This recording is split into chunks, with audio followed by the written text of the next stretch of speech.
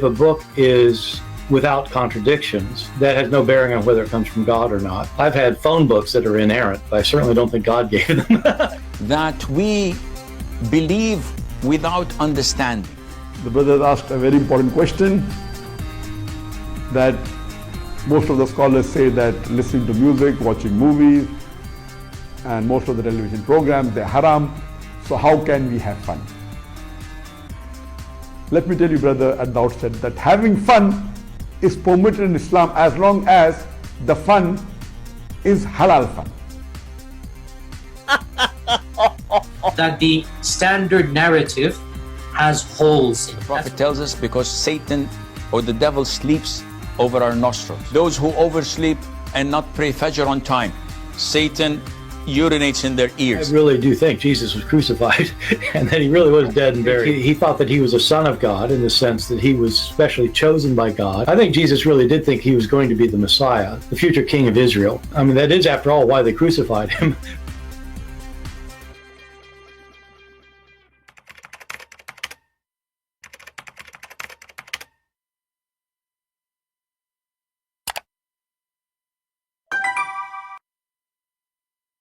Hello everyone, and peace of Christ to all of you. I hope my voice coming good and clear. Please invite your friends and let us have some good time together.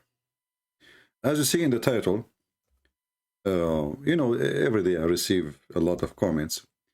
If you remember before, we have a person, I think this is the same person, who he said that somebody told him from South Africa, he lived in Emirat, that the name of Jesus, the one is written in the cross, is not Jesus. Remember the story? Yeah, very silly. But all of us, we knew that the name which is written in the top of the cross, this was letters, it's not even the name. And this was the Latin, like a summary, like when you say CO, a corporation, whatever, it's not the name. But anyway, the same person, I think, he posted a comment, and he is saying, what, Christianity and Islam is the same thing. It's the same thing. So what is different? And he said both of them, they are the cure of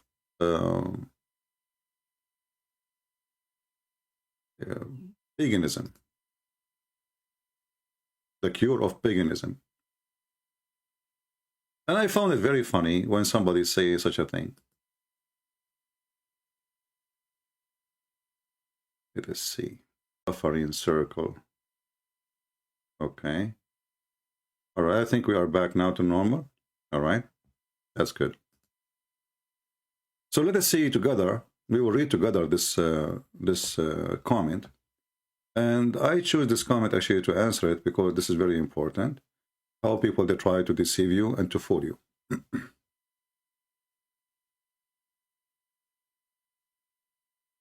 So this is the person. His name is Pax Africana. I find it very funny how somebody who's an African even consider Islam for a second to be a religion.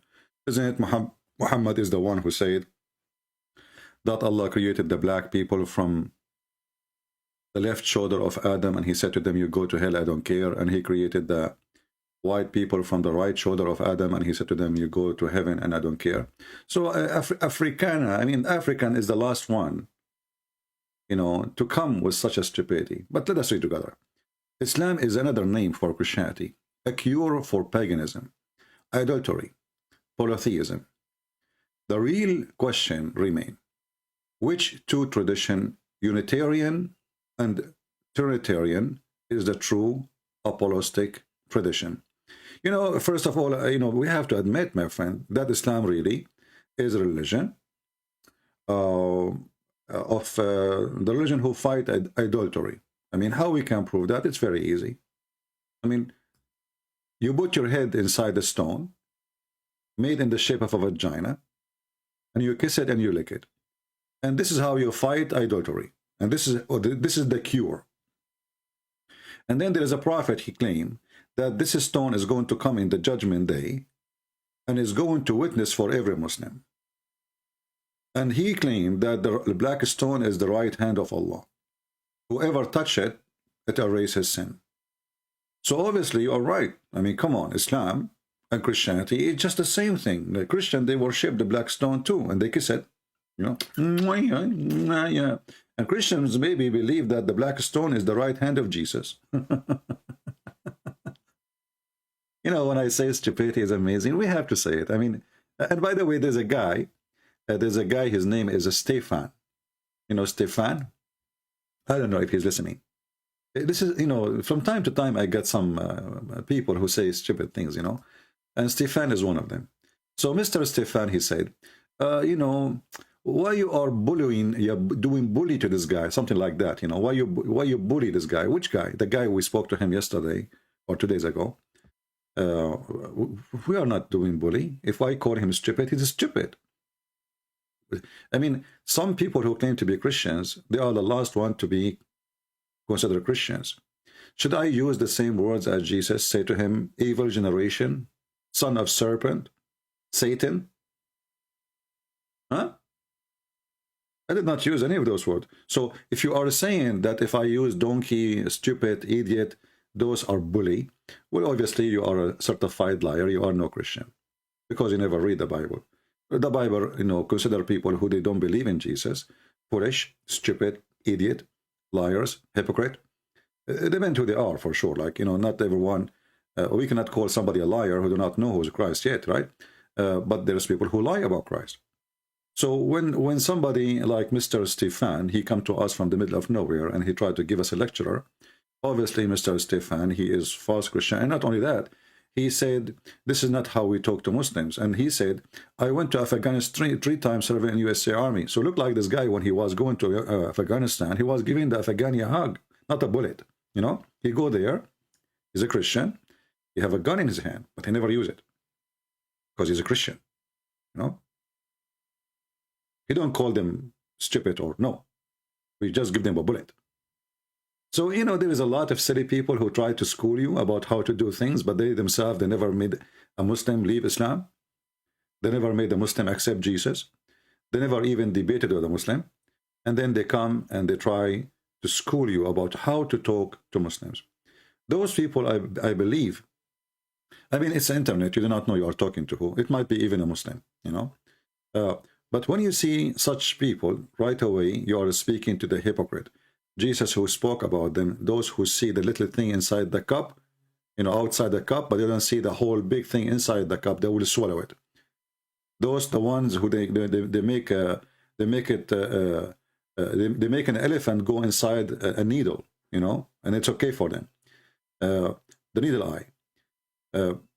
They come and they school you about how to talk, how not to talk. My friend, if you are a person who can do better, show us how you can do better. I want to see you. You know, bringing Muslims out of Islam and teaching them, and show us how to do it, and I want to learn from you, you know. Anyway, we go back to our topic. So Mr. Parak's Africa, you know, the genius, when he said this, he said that we are just the same, and then he says there is two groups, Trinitarians and Unitarians. And then he says, do the Trinitarians accept the authority of the Council of Jerusalem, Act 15, 22, 33? No, yet Islam does. But if we ask you, you idiot, if we go to Act 15, 22, 33, who is the one there? You will see that all the disciples of Jesus is there, and they are the one who made the council. They are the one who come with a decision, and this is about circumcision.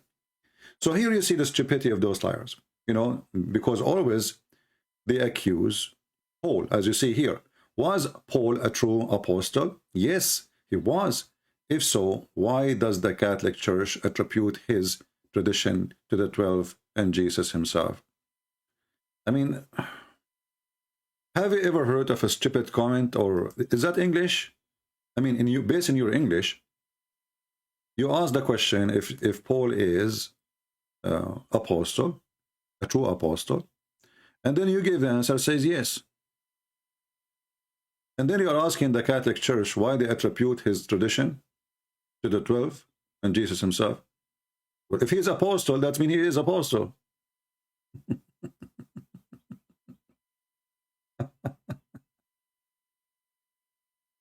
Yeah, boy. Don't get married. Stefan, I'm not Stefan, sorry. Pax Africana. Don't get married. Because obviously you are a certified genius. In my book, genius, when I call you genius, that's when you are certified donkey. So you just said he is an apostle, and then you are saying why they attribute to Jesus, well, he's apostle of who, you idiot? As long as he's apostle, that means he's apostle of Jesus. Idiot. And if we go and read, let us open Act 15, you know. It's a good start for today. It's Sunday. Let's read the Bible a little bit so we can laugh at those liars. If we go to Act 15, 22, 33, I think those people do not know what they are reading. And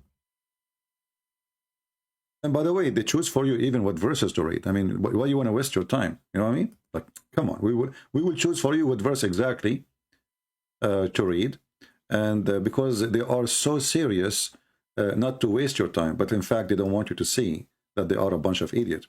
If you see here, this is simply, you know, when new people they start coming to Christianity, and specifically non-Jews, they start asking, well, should Acts 15. Should they do circumcision? Because they are not Jews. They are not, you know, the order was to the Jews people, to children of Abraham. Those are not children of Abraham. So should they circumcise? So what was the conversation? Let us watch together. And certain men which came down from Judea taught the brethren, and said, Except ye be circumcised after the manner of Moses, ye cannot be saved. When therefore Paul and Barnabas had no small dissension and disputation with them, they determined that Paul and Barnabas and certain other of them should go up to Jerusalem unto the apostles and elders about this question. And being brought on their way by the church, they passed through Phoenice and Samaria, declaring the conversion of the Gentiles, and they caused great joy unto all the brethren. And when they were come to Jerusalem, they were received of the church and of the apostles and elders, and they declared all things that God had done with them. But there rose up certain of the sect of the Pharisees which believed, saying, that it was needful to circumcise them, and to command them to keep the law of Moses. And the apostles and elders came together for to consider of this matter. And when there had been much disputing, Peter rose up and said unto them, Men and brethren, ye know how that a good while ago God made choice among us, that the Gentiles by my mouth should hear the word of the gospel, and believe. And God, which knoweth the hearts, bear them witness, giving them the Holy Ghost. Here I want to stop it a second. Do you see what Peter he called Jesus? Did you see what Peter called Jesus? Who is the one who gave Peter the command? God. Who is God? Who is God? This is Jesus. This is from the early church. This is from the early church. Are you with me? This is from the early church. This is not centuries after. This is Peter. So, who gave me the command? God. Which God we are talking about? This is Jesus. If you go back to the comment of this idiot, he said that there is the challenge is between Unitarian and Trinitarian. But as you see, Peter, he just called Jesus God. It's not Paul only. And all the disciples agree with him. Peter is the rock, and I build my church on you. So those liars, they don't even know what they are talking about, and they try to quote for you verses supposedly will defeat your faith. But don't go by their quotation 22:33. Read the chapter, and you will start laughing at their lies. So here, Peter, he declared that Jesus is God, and he gave him a command. And what is the command? Read carefully. Let us continue. Even as he did unto us, and put no difference between us and them, purifying their hearts by faith. Now therefore, why tempt ye God, to put a yoke upon the neck of the disciples, which neither our fathers nor we were able to bear? But we believe that through the grace of the Lord Jesus Christ we shall be saved. Stop here. You see here that Peter is the one who's talking. You see this potato, he is saying that Paul is the one who is opposing the circumcision. Peter is talking, and Peter is saying that Jesus, he taught us that we are saved by faith. You know, the funny thing about Muhammadan, they are the same as, I don't want to use like a word will hurt your feeling, because you know I don't like to hear it hurt their feeling. You know me. I mean, come on, by now you know. But in the Middle East, there is a state where a whore, you know, it's like a saying, a whore, she speak about everybody, she badmouth everybody. Why? Because she want to make all the women in the neighborhood look like a whore, so she will not be the only one. So a Muhammadan who do not know what he's reading, he act like a whore. He skip all the chapter, and then he select for you a verse or two, and this is the whole chapter. That's it. Don't read the rest. This is a whore behavior. A whore is not only a woman, she take off her panty for sex. It's a man who sell his God, his dignity, his truth and truthful, and he sell himself to the devil. And you see it every day. So you are purifying by faith, and that makes sense. You know, when God, he gave order, command of circumcision, there's a reason. And it's not really your penis will make you go to heaven or to hell. I mean, that will make, if this is true, then that God is silly, you know. But this is not the reason. There's a nation to be known and to be healthy. You know, circumcision is very healthy too. You know, in the old days, when somebody is kidnapped from his tribe, how the family, they will know that this person is from them. The Arab, they used to do a tattoo. They make a tattoo in the face, some in the arm, some in the shoulder.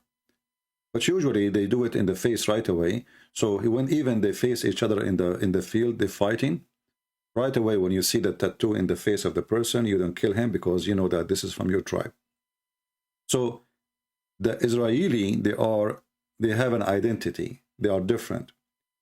And here you notice that if you go in the Quran, when Muhammad, he says that the Sabian, they go to heaven too. And you might say to yourself, what does this have to do with circumcision or the topic? The Sabian, they have a book, it's called Kanz Rabba. In their Kanz Rabba book, they call the God of the Jews Satan. Why? Because he ordered them to do circumcision.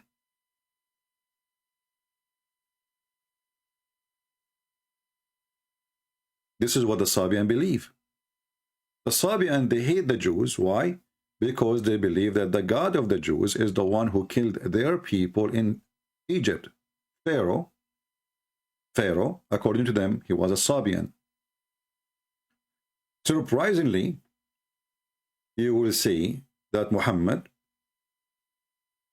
is adopting the Sabian to be part of his God. Do you see it? The Sabian, they will go to heaven.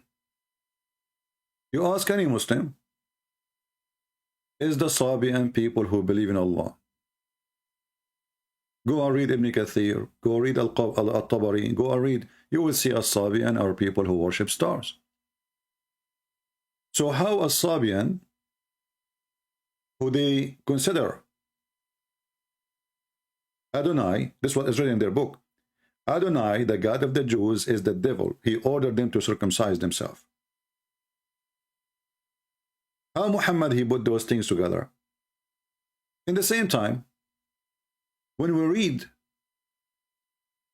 in the Bible as we see, we will notice that Christianity, all Christians from the beginning, agree that Jesus is God, and we witness to people that we've been given wisdom by the Holy Ghost, and people are saved by faith, not by their penis. Penis is very important in Islam. We have to understand that, because this is a penis cult. But here, if we ask ourselves, this guy is talking about circumcision, and look how much it's important for him, circumcision. But he did not ask himself, then how come Muhammad never gets circumcised? I see some Muhammadan keep saying, I challenge Christian Prince, I challenge Christian Prince. Well, my friend, I will open my sky for you to see how strong you are. The last Muslim who did that, he was out of gas in less than 2 minutes. Let me open my Skype, because I see somebody is so excited, he wanna challenge me. And, you know, I cannot really waste a chance to be challenged. I like to be challenged. Let me open my Skype. I want to see if this is a challenge in the chat or a challenge in for real, you know. We will see, you know. Because sometimes those Muhammadan is like somebody who's screaming in the middle of the street, who want to fight? Who want to fight? Who want to fight? And then one, he said, you know what? I want to see what this guy he can do. I want to fight. The second he said, okay, I want to fight. That guy, he says, well, I just want to see how many people here like are willing to fight. That's all. I don't want to fight anyone. Anyway, so my Skype is open. Mr. Idris, if you are a hero, give me a text. I will call you immediately. So here we are, this person, his name is Pax Africana.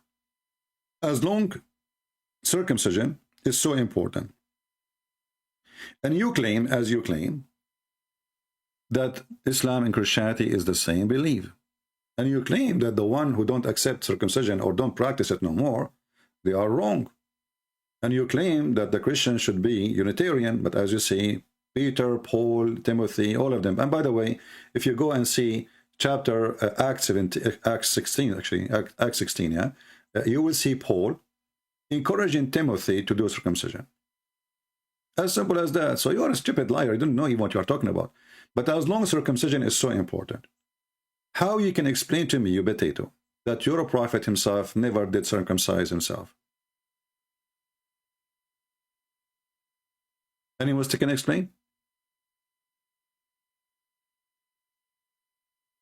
Any Muslim can explain to us, as long as circumcision is so important, how come Muhammad never did circumcision? You cannot debate Muslims? Are you bullying Muslims? You cannot debate atheists? Well, you know, first, I don't bully anyone, but if you think you are stupid, and then the second I say to you, you are stupid, this means you believe in yourself that you are stupid, then you think this is a bully, this is your problem. But as long as you are saying you are an atheist and we cannot debate you, my friend, you are a person who believes that you are a monkey.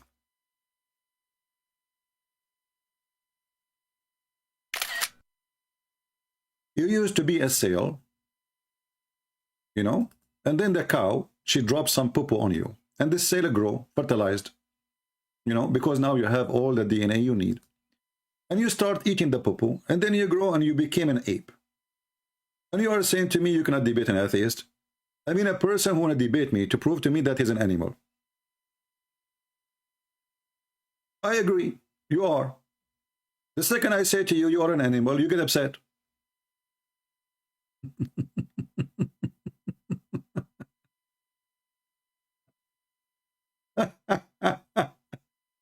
Just agree with an atheist, he will be all over you. He tried to convince you 24 hours, 7 days a week that he is an animal. The second you say to him, you are, okay, you are an animal, he get upset. Here we go, he's bullying me. Stupid people, I mean, low class, low IQ, I don't know what's wrong. Monkey. The monkey logic, you know.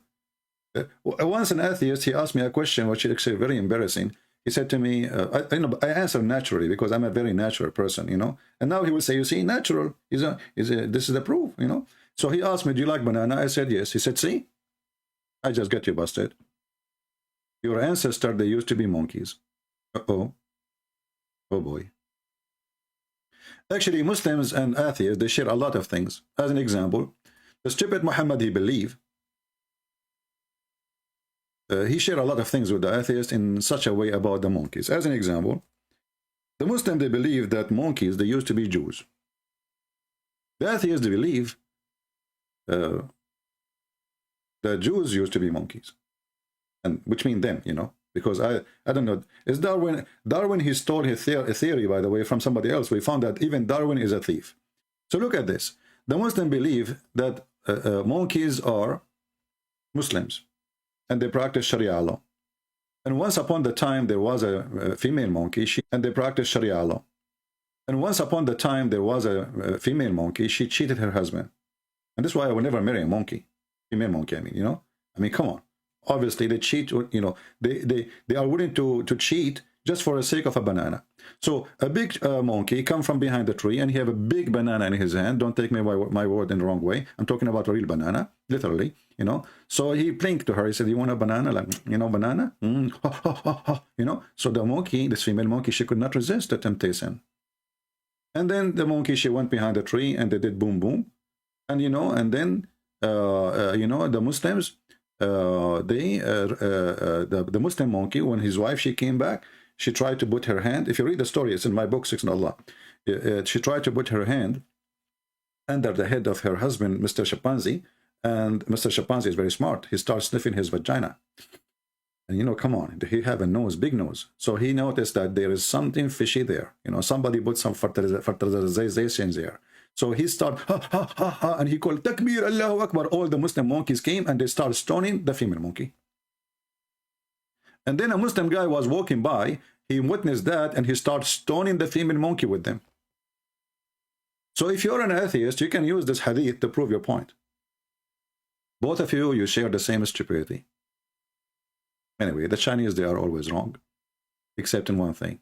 When they said he left as a donkey, and he came back, he never came back as a horse. In this scenario here, an atheist, he left as a monkey, he never came back as a human. What we can say. So I don't know if I was able to answer you about being an atheist, and you are so smart, and obviously we are dummy to believe we are human, we are not monkeys, but you share a lot of things with Muhammad, so I think you should convert to Islam. We have a Muslim texting me. Let us see. Don't text me to say hi, I will block you, you know. If you want to text me to say I'm a Muslim, I want to debate, you know, you're welcome. You say to me hi, you wave your hand, I will wave my foot in your face. Let us see this guy. I mean, this guy every day almost he call me. He got a spank and he leave. I think he like it, you know. You know, there's a lion. There is a lion very famous in the jungle. I will tell you this joke after we finish with Mr. Muhammad. Let us mute the speaker of Paltalk, sorry, Skype, so you don't get annoyed. Hello? Yes, Muhammad, what do you want to say to us? You have been mocking Muslim because of circumcision, but I read in the Bible, in the book of Genesis, chapter 17, verse 14, where Almighty God said, I don't hear you. He shall be cut off. Hello? Yeah. As long you are a person who supports circumcision, and I'm not against it. Who said we are against it? You are stupid. But as long you are saying that you are a Muslim and you hold on, you are a Muslim, you follow the old. You are a Muslim who want to follow the Old Testament, correct? So how come your prophet never been circumcised? That's not my question. So you are calling me to school me about circumcision, and then you're a prophet himself, he never circumcised. You need to explain to me why. Either you are following the order of... Oh, shut up. Abdul. Don't see me. You need to explain to me how those people, they claim that circumcision is a must. Their best man, don't you Muslim, aren't you Sunnah? Sunnah is to practice what Muhammad did. Did Muhammad ever hold his penis and he used a qaddum, as he said that Abraham, he used a qaddum to cut his penis, ads. So did Muhammad use the ads, or he ever circumcised himself? This is the reason you always win the debate, because you want to change the No, topic. you need to I answer am me. saying that If you are schooling me about circumcision, well, yes, hold on, stupid. Paul, he was yes. circumcised. Now I am Peter, all the yes. disciples of Jesus was circumcised, and Let me Jesus, recap. shut up. And Hey, Jesus, he was circumcised. Why let me you're a recap. prophet? Why you're a prophet? Why your prophet was not circumcised? Okay, Sippy. If you are a true Christian, then please let me talk. Then you can find Yeah, who is a true but you need to Christian, who is answer a me. true Why Muslim. your prophet was not circumcised? Yes, okay. Let me go further. First of all, I want to read from the Old Testament. No, before Yeah, you your answer book. about this is not your book. Before you tell me about your prophet, why he did not circumcise himself by the ads like Abraham.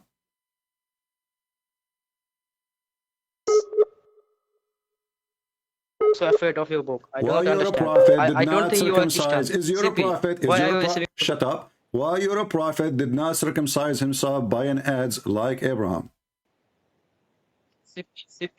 CP. I You have know, to say just that you are go. You finished. just let your dad talk to me. I mean, you see how stupid they are. They school you about circumcision, and their best man himself, he never did circumcision. So based in the book you did read for me, from the Old Testament, you're a prophet is filthy. Do you see the stupidity? And you know, I don't know. I mean, Abraham is a good man. But it's very weird that Abraham is using an ads or aids, I don't know what they call it, in order to to do circumcision. I mean, do you know how big this thing? This is what Abraham he used to do circumcision to himself, brother.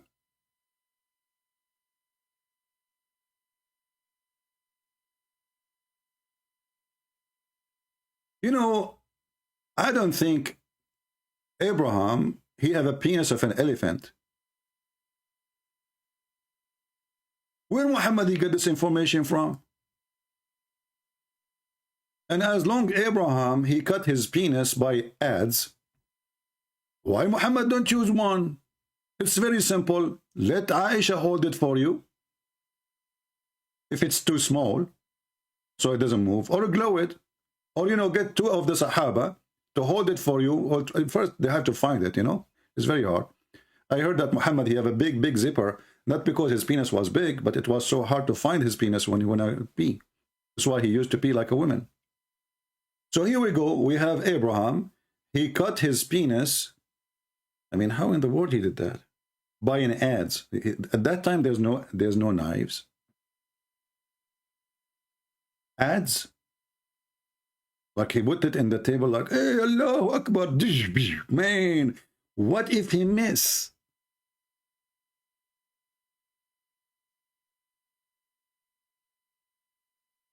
Only in Islam, religion is about penis.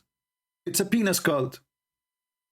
This is why their prophet, he promised them when they go to heaven, their penis will be endless.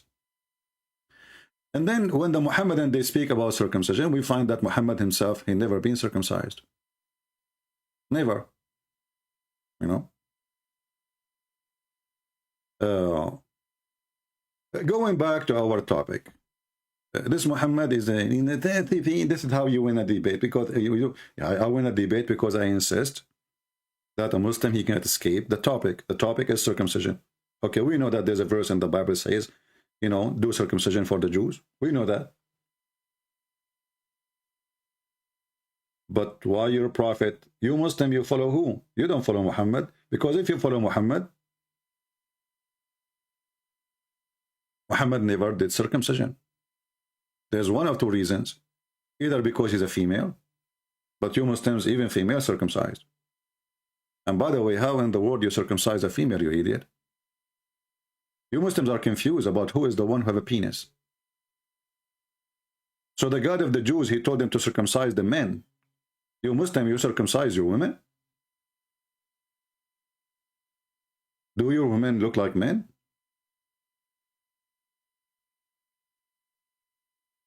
Going back to this potato, peace be upon him.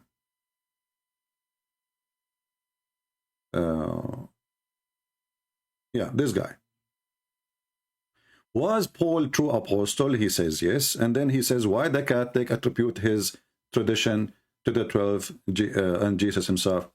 You know, I don't know. When people, they speak about Paul, when he's, on one hand, they say, is Paul is an apostle? And they say yes. They gave the answer.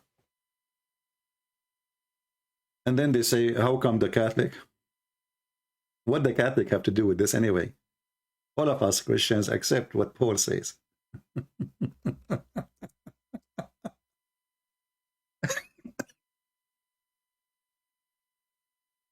And then, just to show you that we don't want to stay with this idiot for long. And then he says, Paul rejects circumcision for the Gero-Roman convert. Yes, first of all, he did not reject, he and all the disciples, as you are the one who quote for us, chapter 15, or Act 15, it says all the disciples agree that they should not, and they do not need it, because we are saved by faith anyway, and by the grace of the Lord. But here you see the hypocrisy and the lies of those people. You will see that he said that Paul, he rejected the conclusion of the first council of Jerusalem, which is very weird to say, because it's all the disciples agree that the new convert, they do not need to do so. In the same time, he says, as he did to the council of Nicaea. But as I know, Paul was not there. I mean, when the council of Nicaea was made, Paul,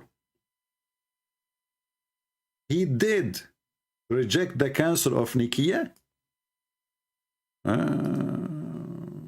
That's deep. I mean, it's true.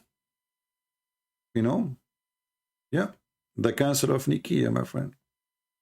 Paul, he rejected. And here you learn how you can take your knowledge from Abdul. As I know that Paul, he was like, he lived in the, I mean, there is only about 300 years difference between him and the Council of Nicaea, only maybe. Look like Paul, he was living for hundreds of years, and we do not know.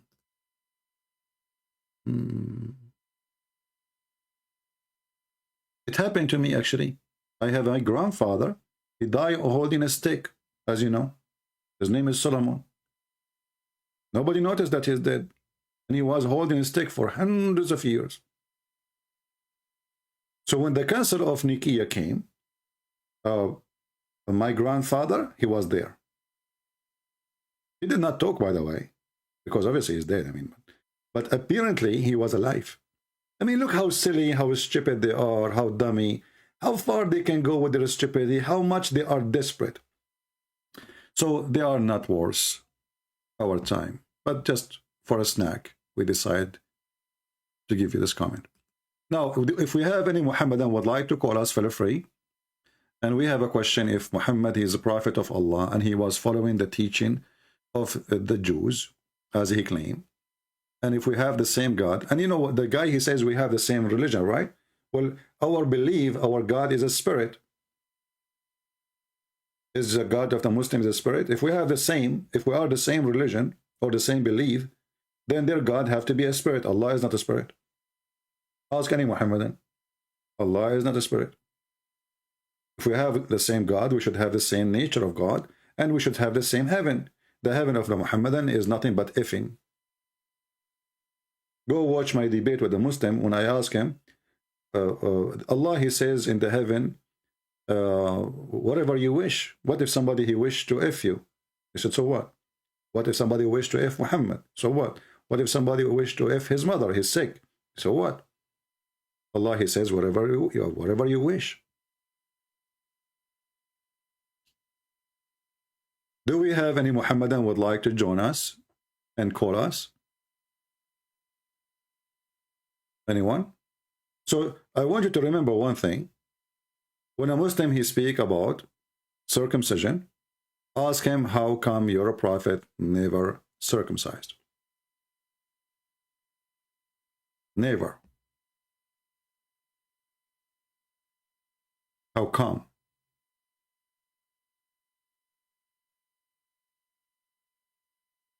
Any Muhammadan? We have this person, he says, Christian Prince, you are a great debater. It is time for you to come out of the hiding. My friend, I can say that you have a mental illness, and you, each time you come here, you say the same word. I think this is what your wife, she said to you before you sleep. You have a great penis. It's time to make it come out from the hiding. This is why you don't have kids. Idiot. How I am in the hiding and I'm publishing my books and I'm speaking to public, making seminar, speaking to millions of people. It is you who is in the hiding, you potato. I am a great debater and you are just a robe. And you are a useless robe. Do we have any Muslim here who would like to talk to us? I mean, where those people come from with this stupid comment and great debater, you know, come from the hiding? Who is hiding? What do you want to do? I mean, if I open the camera, what that would do for you? You like to see me? Eh? Do that make you excited? Hippie? Stupid people. People here are lining up to listen to me, what I will say, not how I look like. None of us saw Jesus. We never saw him. But we read his book. And we believe in him, but we did not see him. So only silly ones, they say silly words. So come out of your silly stupidity. Do we have any Muhammadan? Anyone? You know, people, they sometimes they get surprised about how, let us say, harsh I am. But I find it the easiest way to show a person how stupid he is to be harsh with him. You know, I don't sugarcoat things as it is. I mean, you say stupid things, I will shower you. Try me. I don't care how you feel. So, do we have any Muhammadan would like to call us or join us? Abu Sajid. Okay, Abu Sajid, I'm going to explain to you the question, but do you, your majesty, do you feel strong and confident enough to go and call me and ask me the question? What do you think, guys? We have a Muslim, his name is Abu Sajid. I don't know how you can be Abu Sajid, because obviously he is a Sajid. Do you know what Sajid mean? The one who is bowing down. So how he is a bowing down, and you are his father. If he is bowing down, this means he never been in the belly of your wife. But I will answer your question if you are brave enough to call me. However, even if you aren't brave enough to call me, then you are going to force me to answer your question. Everybody will laugh at you. Choose one. Which one you want? Choose one. Abu Sajid, do you like to text me in Skype and I'll talk to you? I want to see if Abu, you know, in the Middle East, they call like Abu supposedly he's the man, Abu, you know, but none of them have men and kids. Muhammad himself don't have kids. Abu Qasim. Like, what is Qasim? His name is Abu Qasim, but you don't have Qasim. I mean, shouldn't you have Qasim first before you call yourself Abu Qasim? The Muhammadan is like somebody who calls himself the guy with the, it's like saying Sam Shamoun, the guy with the hair. Like, the guy don't have hair.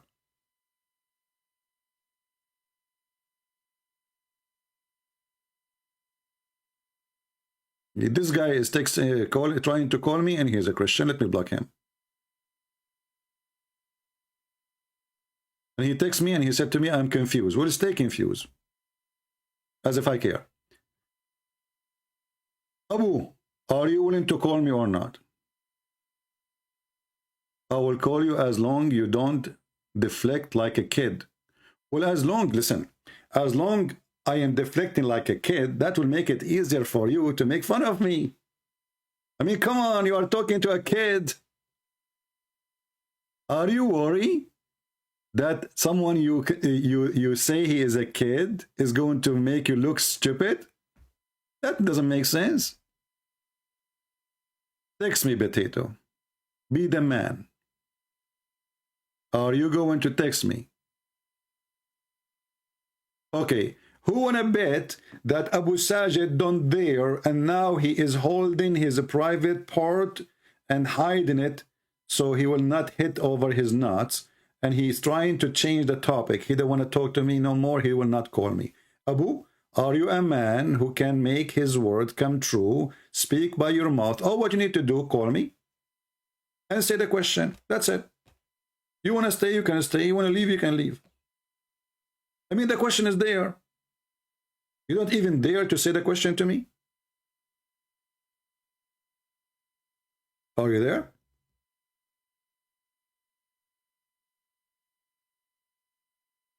Okay, I will change your name then to Abu Fart.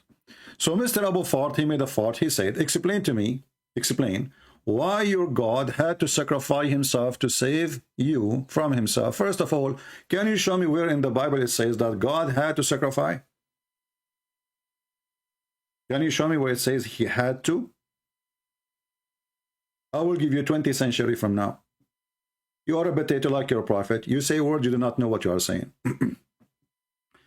And then you said, to save you from himself. I will take your logic. So, if God, he ordered us for something, he should not sacrifice to save you from himself. That's deep. Abdul, let us open the Quran and then everybody will be dying laughing at you. Is it your God? He sacrificed to save you from himself. And this is a story Muhammad, as usual, he stole it from the Jews. Read with me, Allah. It says here,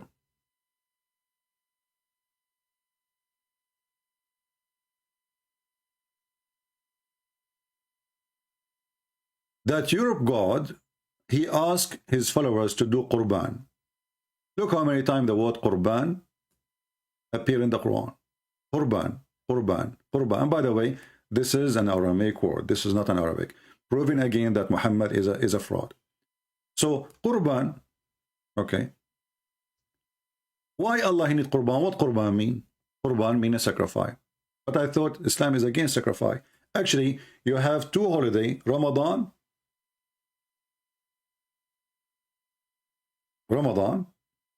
and the other one you call it Adha, but both of them they are Adha, which mean Qurban, sacrifice. Right now, when at the end of this month, you will sacrifice thousands and thousands, if not millions of animals. Qurban. So what kind of God he asked you to sacrifice to save you from himself? Isn't it you making sacrifice so you will not go to hell? But look what happened here.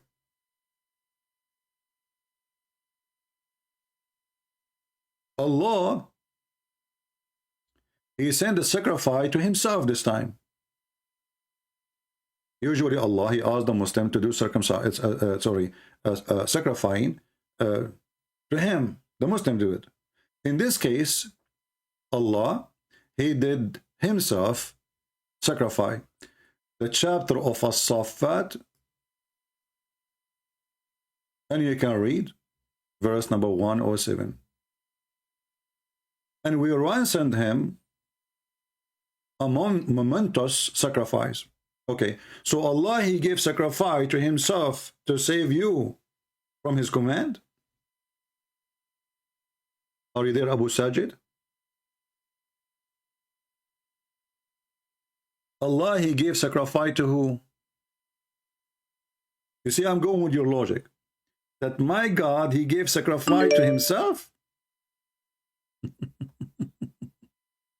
You said that, not me.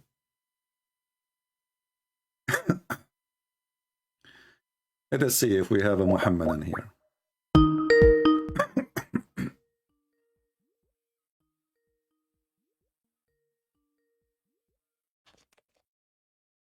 Hello? Hello? Yes, my friend, you are live on air. How are you? How are you? I'm very good. Why you are changing your voice? What do you mean?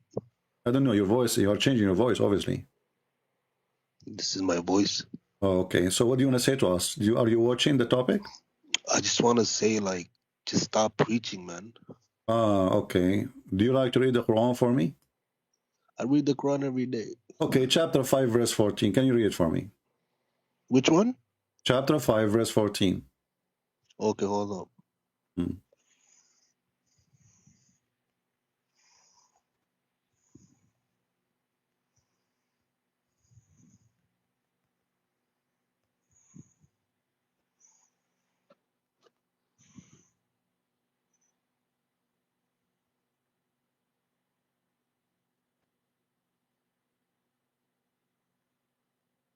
Did you find it? Give me one sec.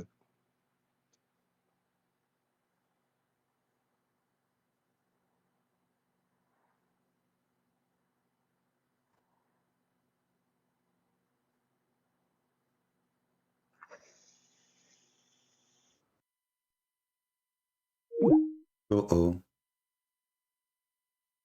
It took him 1 second. He said, give me 1 second, and he went underground. He hung up. Stop hating, okay? Stop. I mean, they are followers of the devil who spread hatred between the Christians specifically, and they are complaining about hatred. We don't hate you. Who said that we hate you? I never said we hate Muslims. No. Connection is bad. Give me 10 minutes. My friend, your connection was very good.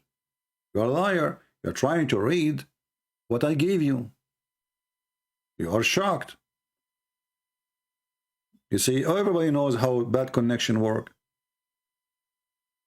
I mean, how your connection is bad, and you are texting me. Obviously, if you lost connection, you cannot text me. I mean, the same second you drop the call, the same second you text me, at least wait for 2 minutes. I mean, weirdo, man. But he opened this chapter, he see how stupid it is, and how stupid Islam is, and how hatred Islam teaching is spreading, and then he said, let me drop the call. Otherwise, I will drop dead if I keep talking to him. So we go back to our previous topic. As long as Abdul, he is gone. Allah, he gave ransom to who? Any Muslim would like to help us? Allah, he gave ransom to who? Abu Sufyan, are you there?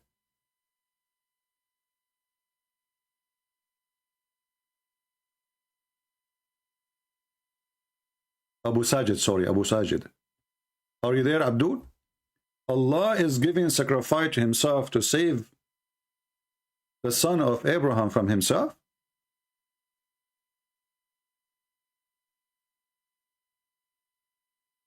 And why Allah is giving sacrifice? And why he called it a great, momentous, I don't know if I'm saying the word momentous. I think the English originally used to be Greek, isn't it? Like Mactavius, Socius, you know? Momentous sacrifice, like what the heck? What kind of sacrifice is a crucifixion? What kind of a sacrifice is slaughtering your own son? As long as you are speaking about sacrifice. Secondly, you stupid idiot, Jesus never asked the Jews to come and kill him. And this is how we get them busted. If you open your Quran, you stupid idiot, you will see that the Jews, they plan to kill Jesus. It's not Jesus. He said, hey, Jews, hello, come and kill me, man. And by the way, don't forget to crucify me, okay? I like crucifixion. You are a stupid mental like your prophet. I mean, if you want to make a lie, Muhammadan, come with a lie which fit with your Quran. Isn't it the stupid Quran says that Allah, he saved Jesus from the Jews who they say, we killed Jesus, the son of Mary, the messenger of Allah. It's not Jesus who come to them and said, hey, please, can you kill me? Because this is how I can save you. He did not say that. Their IQ is below 0. It's freezing.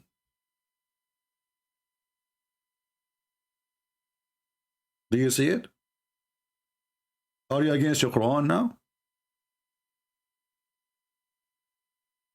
Same time, here we notice that the Jews, they wanted to kill Jesus. And by the way, did you notice what Sheikh Umran, he said? Sheikh Umran, he agreed that the Jews did not kill Jesus. He said, this does not make sense.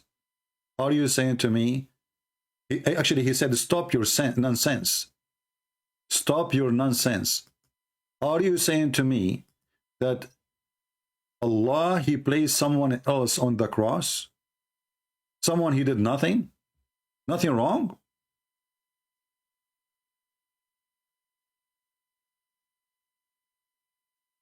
Let us go to the video of Umran.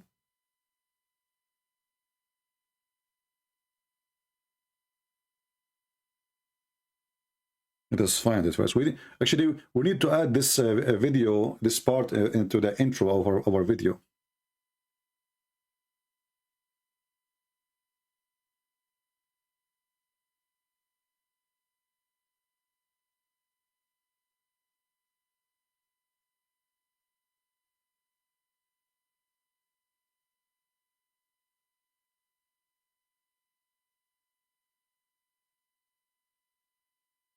He said, stop your sense.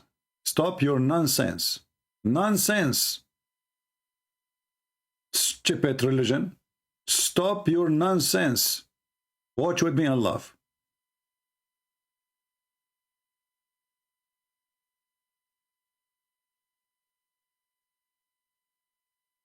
What did Allah do to make it appear that he died? Let me warn you. And my language is sometimes very harsh, because that's the only language some people can understand. See, even Muslims agree. The only language the Muhammadan they understand is a harsh language. Do you see it? Give me 5, brother. We agree. Here we go. And finally, we find something we agree together about. Those people, they agree only with harsh language. If you speak to them in different language, they don't even listen. Abdul is what you can say. Okay, continue. Let me warn you. Warn us about what? Well, about what exactly? What did Allah do to make it appear? Make it appear. That he died. Let me warn you. And my language is sometimes very harsh, because that's the only language some people can understand. Don't come with this nonsense. Because it is not only pathetic nonsense, it is absolutely sinful to say that Allah, wa na'udhu billah min hadha, Allah caused someone else to take the appearance of Nabi Isa alayhi salam, and that innocent man, innocent because he never claimed to be the Messiah, he was crucified. Wait for judgment day with that. Nonsense! Nonsense, you idiot! Nonsense!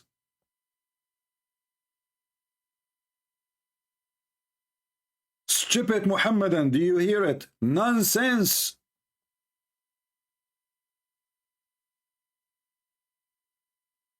And not only that, where the Muslim brought the story from? I challenged them to tell me where they got the story from. Tell me where your nonsense coming from.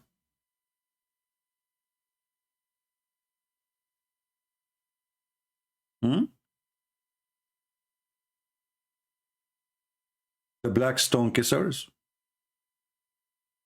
You see, Muhammad, he tried to insert his head in Judaism and Christianity to make himself look like legitimate religion. But all of us, we knew that the God of Islam have nothing to do with our God.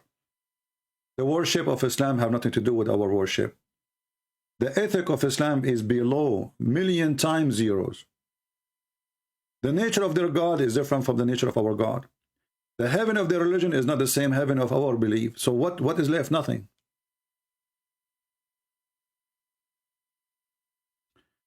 I have a question. I am a Christian, though. Your name is a Christian, though. Okay. Nice to meet you. This is the first time I see somebody, his last name is though. Okay. Do we have any Muslim here would like to call me and tell me something good? This guy, he says, give me 10 minutes. My connection is bad. Well, 10 minutes is gone. Still, he is not texting me back.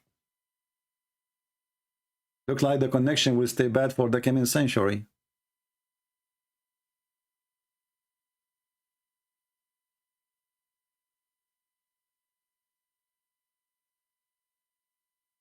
Hello? Who is a Muhammadan? Would like to get us busted. Live on air. Open challenge. Anyone? Let us go this guy who said he wants 10 minutes because his connection is bad. I mean, look at the lies.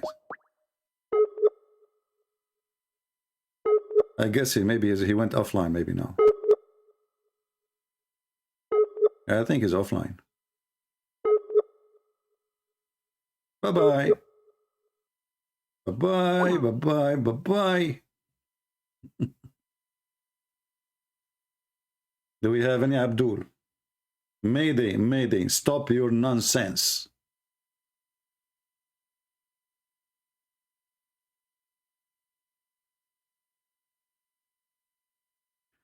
"70% of the Quran verses you have debunked are not included in your book, The Deception of Allah." Well, my friend, my book, Deception of Allah, is just to give you a great tool to refute Islam. It's not to write about every verse in the Quran. Otherwise, then I'll have to make a book like 10,000 pages.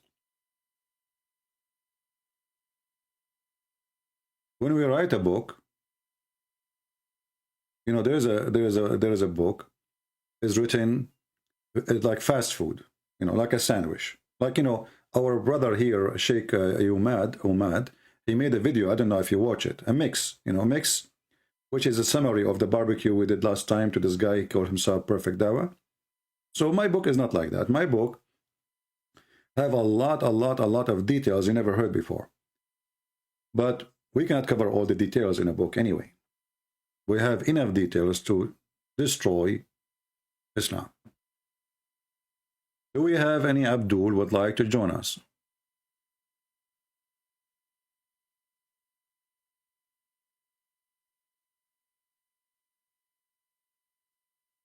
Anyone? Who is a Muslim would like to join us?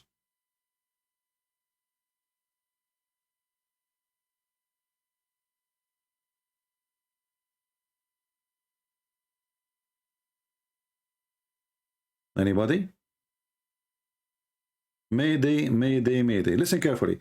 If you call me and you are able to make a defeat, do you know how much Allah will love you? How big your penis will be? Because your God is a God of penis. I mean, if this is not important, why your prophet promised you endless penis? If you call me and debate me and you refute me, your penis not only will be endless, your penis will be end. I don't know if it's not endless, it's going to be what?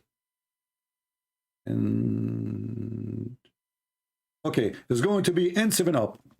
I don't know, I have to add something. I mean, endless penis. So your wife, she is next to you and your penis is going to the 7th galaxy. And then, honey, she says, when you are going to do it? You say to her, I don't know. I mean, my penis is way far away. Can you make it, make a U-turn? No, sorry, I cannot. It's so tough. It cannot bend, you know. It's unbendable. I mean, what kind of promise this promise is? Even the promise is beyond stupidity. Not only the story is beyond stupidity, the promise is really, really stupid. I mean, my wife is here and my penis is there. Okay, honey, what is your penis now? I have no idea. Do you have a GPS at the tip of it so we can find out in the map? Oh, it's endless. There's no satellite can cover it. You know what? What if your penis went to Russia and the army of Russia of Karadrov, they are a bunch of thieves, and they start cutting it off pieces and make sausages? As you see, Putin, he sent them to fight in Ukraine and they have no food with them. A bunch of thieves. What if your penis went inside the rivers of the Amazon? Do you know what kind of fish there is in this water? I mean, they eat everything. Literally. I don't know how much exciting the news is to have an endless penis, but that's really scaring the hell of me. I don't want to have that. Do you know what the communists in China, they can do with your penis? I mean, those people, they eat everything there. Turtle, chicken, I mean, you name it. Chinese restaurant, you know, just go there, they eat anything. Your penis go to Beijing. I mean, even the name of the capital is called Beijing. You know why? Because, you know, your penis is a B and gene. Will be a gene in their, you know, barbecue. Do we have any Muhammadan? He want to convince us that Islam is a true religion and Muhammad is a true prophet. Look like today we are out of customers. Anyone? The title of the topic today, no, the title is supposed to, we and Muslim, we have the same religion. I mean, can you believe it? That we and Muslim, we have the same religion. Also, this is what one Abdul, he said. And look, this is Zakir Naik, he put his head inside the black stone. Yeah.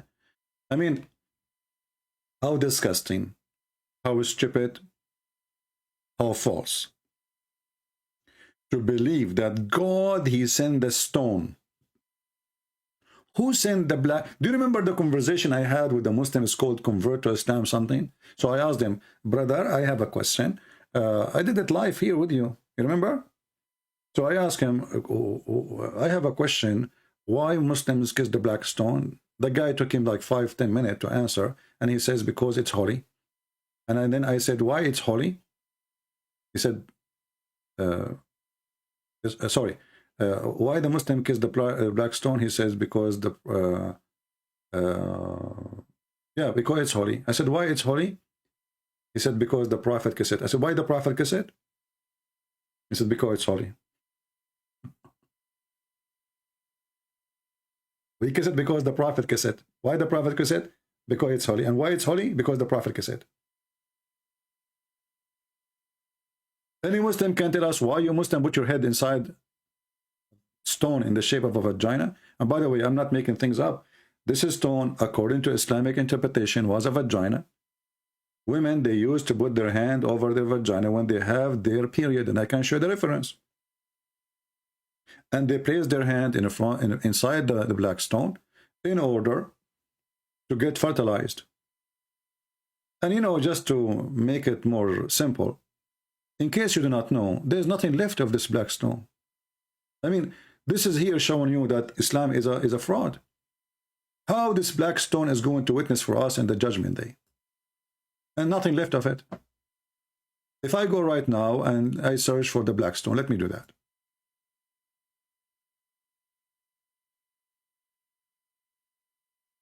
You Muslims, you should change the name. You should call it the wax stone, because there's no stones there.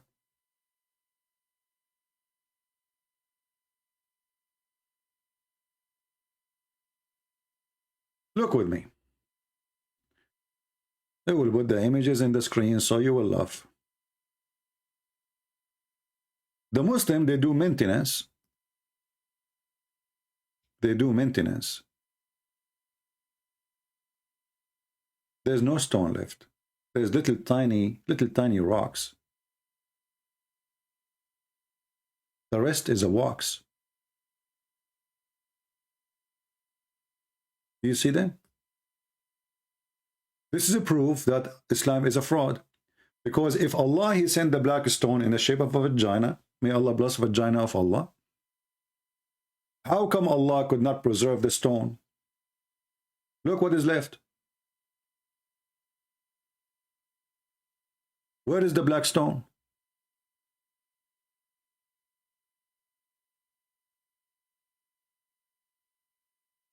Little tiny rocks, and the rest is wax. So when the Muslims, they claim that they are going and the black stone will witness for Allah, in the judgment day, well, shouldn't Allah then preserve the stone?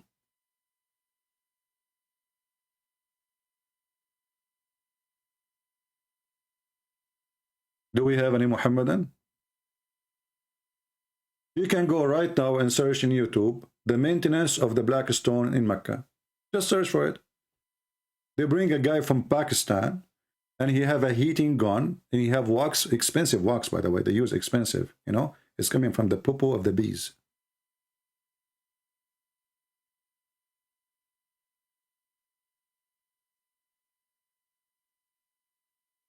Any Muhammadan? And then you ask the Muhammadan, okay, why Allah he sent the black stone? And then every one of them, he will give you a different story. As usual, nothing new, you know, every one different story. And then they say that, do you know that Allah, he chose the location of the Kaaba?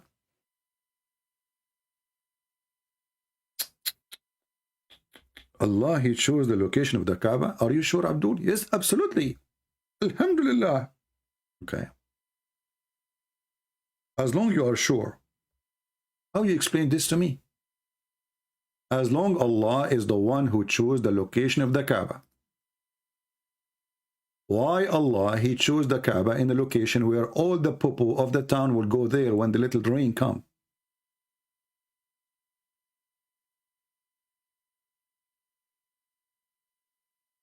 Do you see it?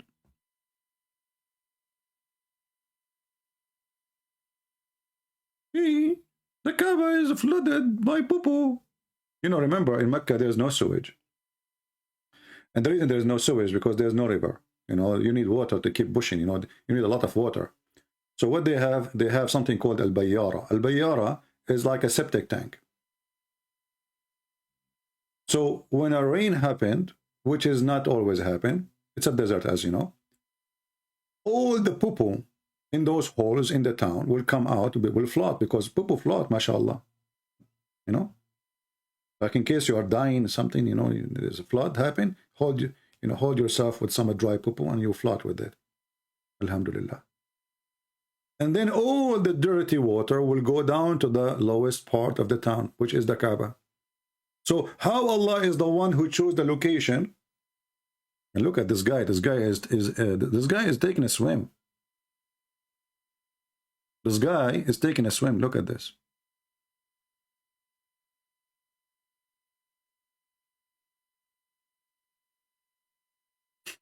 Allah chose the location.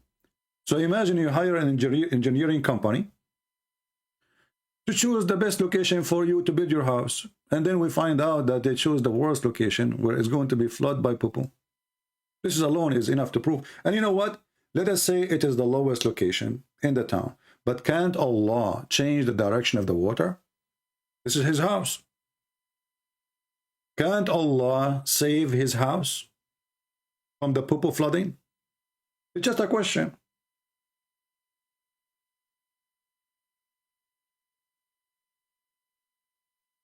Any Muhammadan?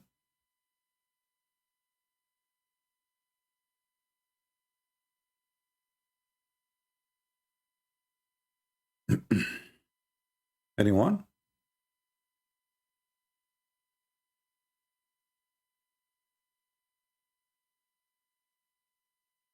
Isn't it this alone is enough to prove Islam to be stupid? This is the most holy place for Allah. And not only the Muslim, they have videos saying that the Kaaba is in the center of the earth. I thought it is my bedroom. How it is the center of the earth, brother? Is the earth flat? Is it anyway, the center of the earth. Any Abdul? By the way, those who don't receive notification when we go live, don't forget to subscribe to our Patreon. I see the admins are not posting it to subscribe. You can subscribe there regardless if you donate or not, and you will receive notification about when we go live, because YouTube obviously don't support our work. So they dodge down our numbers. Many people don't receive notification, even if you turn it on. So subscribe to Patreon so you will receive email immediately from Patreon to inform you that we are going live. Do we have any Abdul? Anyone?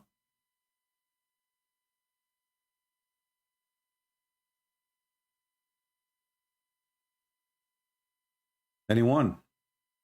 Where is the brave, you know? What happened? Where is the proud Muhammadan? Islam is amazing religion, brother.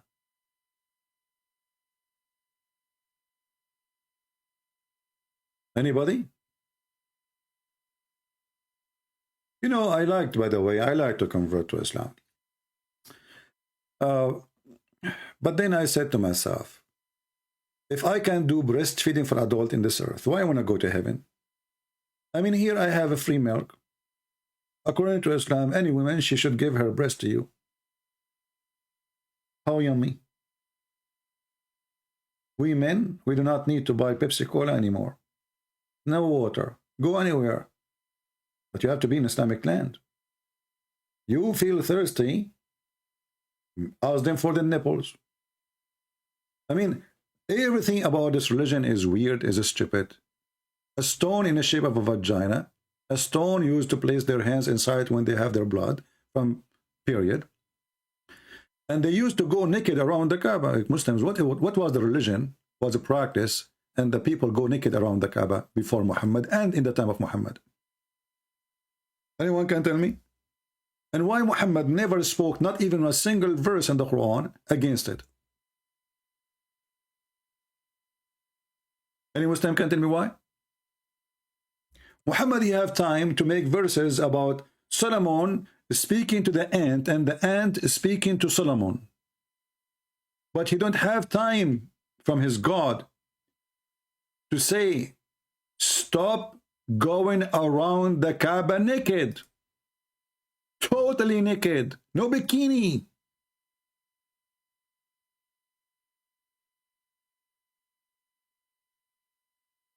No bikini. In the state of nudity.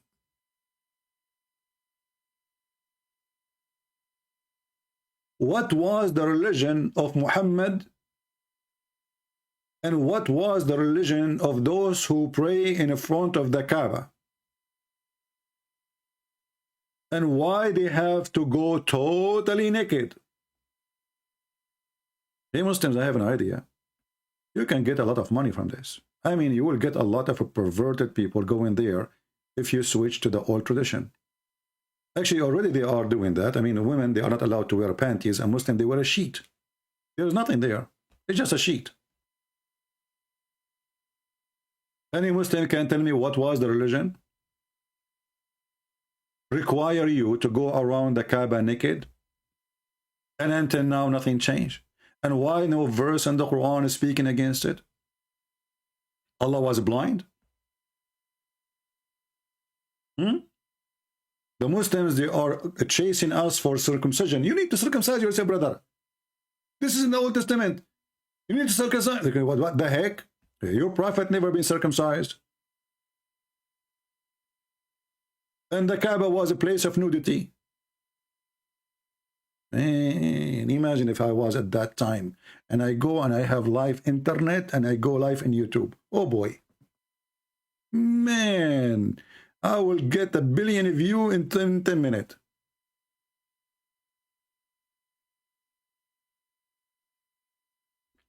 You will see women, they are walking around the Kaaba and it says, and each time they see that, oh boy, look at this guy. Oh no. This guy, his penis look weird. Oh man, look at this penis. Oh boy, but why he's going to the left? Oh, this penis, this guy is going to the right. Oh man, why it's so small? Oh, this is so big, man. This is religion. And then the men, they look at the vagina. Oh boy, look at this vagina. It look like weird, really. I mean, it have teeth. Oh, look, this vagina have ears. Oh boy, she have wrinkles there. Oh, look at this. She have earring. Oh, she have a tattoo. What the heck? This is where the Kaaba. So Allah, he refused a Christian army, according to the Quran, the chapter of the elephant. He sent an army of bird, phantom bird, and they destroyed the army of the Christians. And he did not get upset from the Arab going around his house totally naked. I think the Kaaba was called Nakedin at that time, the Nakedin land.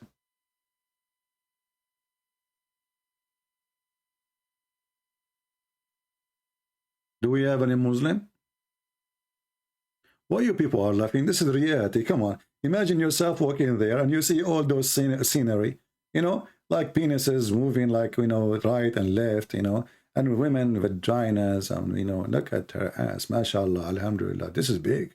This is bigger than my TV. Alhamdulillah. You know? Why they were going naked? Who wanna volunteer to tell me what was exactly the religion is a practice and Muhammad was following it? Remember, we have Sheikh Uthman, may Allah bless his tomato sauce. He said that Muhammad, remember, Muhammad was from Quraysh. He is not Abrahamic and they are pagan.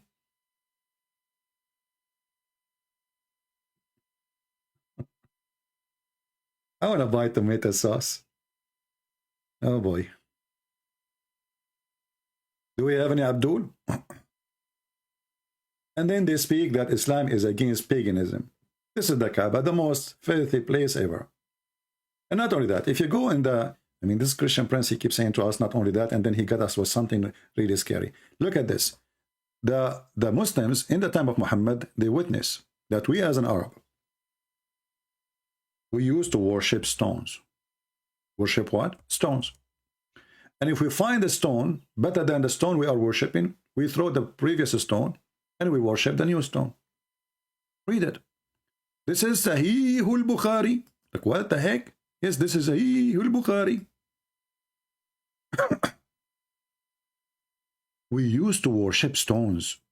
And when we found a better stone than the first one, we would throw the first one and take it the better. Okay, so the Arab, they found a stone.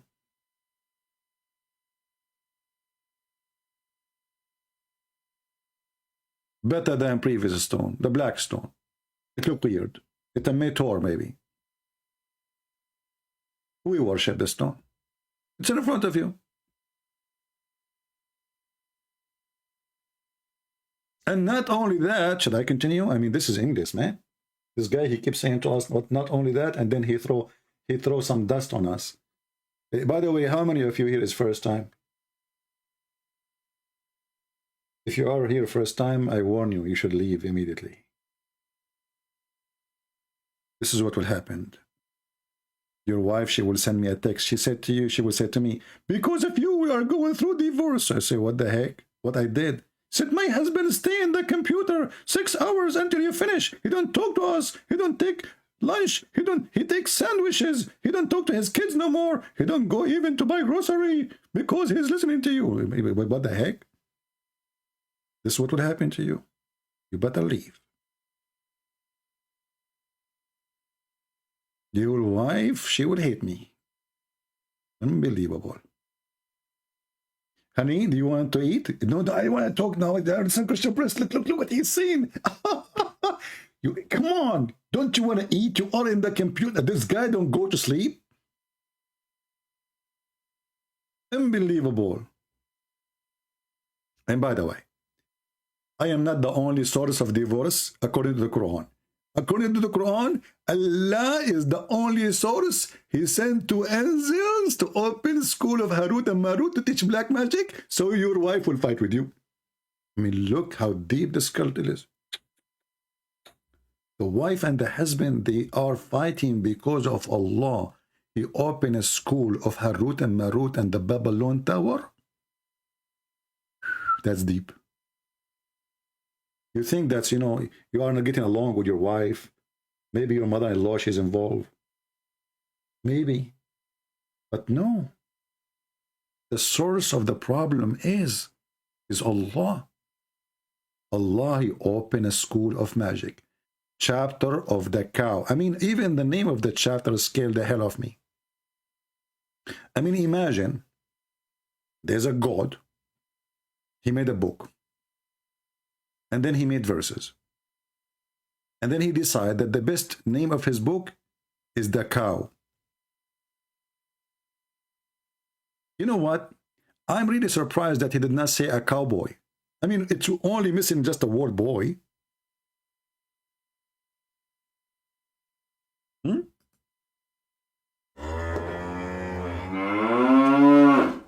Muslims, why in the chapter of the cow, the story of the black magic is located? Shouldn't you have different chapter for this? I mean, call it the chapter of the Babylon. By the river of the Babylon, where we sat down, hey, hey, we will. Like magic in the Babylon, things is getting more exciting now. So, and when those angels, Harut, and look at the names of Harut and Marut, I love their names. I mean, look at this.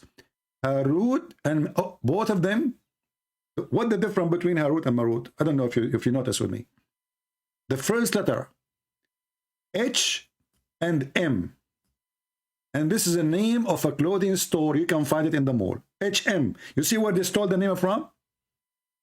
I'm telling you, everything, every business is successful in the world today is coming from the Quran. HM. Harut. Marut. Look how musical it is. I think they are twin, aren't they? I mean, their daddy, when he gave birth to them, he said, what I will call them, what I will call them, what I will call them. M. Okay. Okay, this is the like initial. But I need to, and then Ut. Okay, Ut.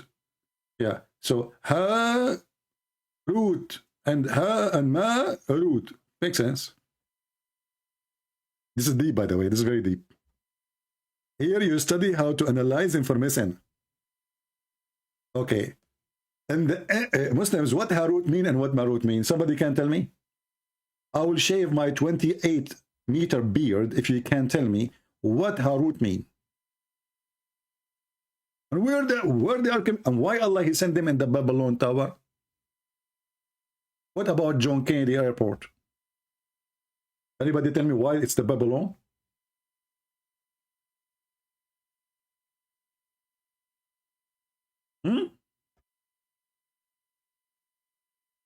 Hello?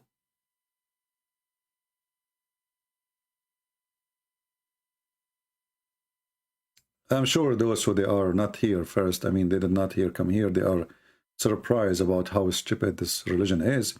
But if you have a friend, the Muslim, they fool him, they convert him to Islam, etc., let him contact me so we can help them.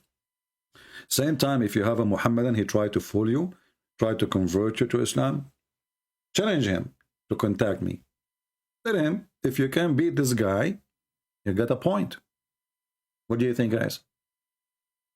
If you can prove to us that Islam really even a religion, Islam is not even a religion. Islam is a cocktail of fictions and stupidity. Hindus, Buddhas, Christianity, Judaism, Shingoism, Trumpism, Bidenism. By the way, Biden, he was in the Himalaya with the president of China. Did you hear it? Me and the president of China, they were in the top of the Himalaya. When? I mean, even Muhammad did not make that poo-poo. Oh, Muhammad, he did, actually. Muhammad, he went to the top of the mountain like Biden. And he tried to commit suicide by throwing himself many times. I mean, look at this prophet.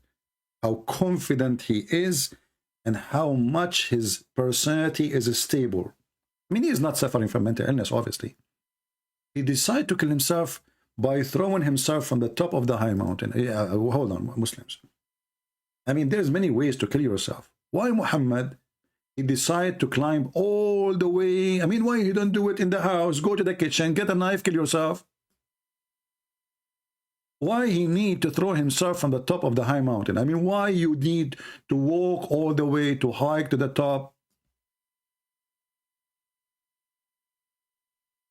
Anyone? Look at this. The divine inspiration was also posed. What the heck? You know, first time I start learning English, like I bought a recorder, you know, it says posed. I click in it, or I push it, and then the music stopped, paused, you know. But I never thought that Allah He used that to click too.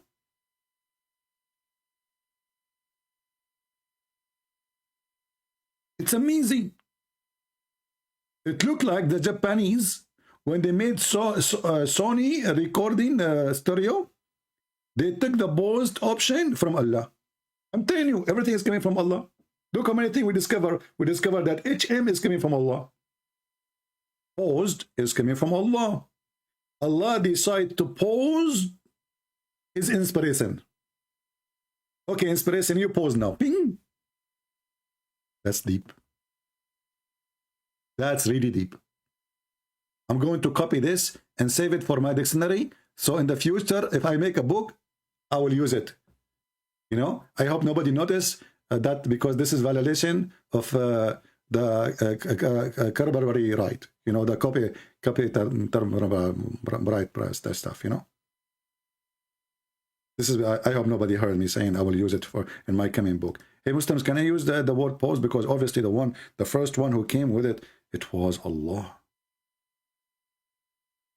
Allah, He paused. Deep. Very deep. Very, very deep. I mean, it doesn't matter how many I do. This is a Middle Eastern, by the way. Middle Eastern style, like you know, something wrong happened. Like, it's like a chicken, you know. Yeah, but anyway, as you know, that Prophet Solomon, he learned the language of the birds. True.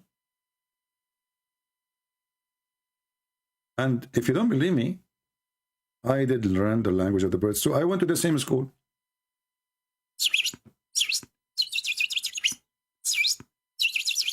Look, Alhamdulillah, I graduated from the same school. And me and Prophet Solomon, we spoke the same language. Man, that's so good. Oh boy.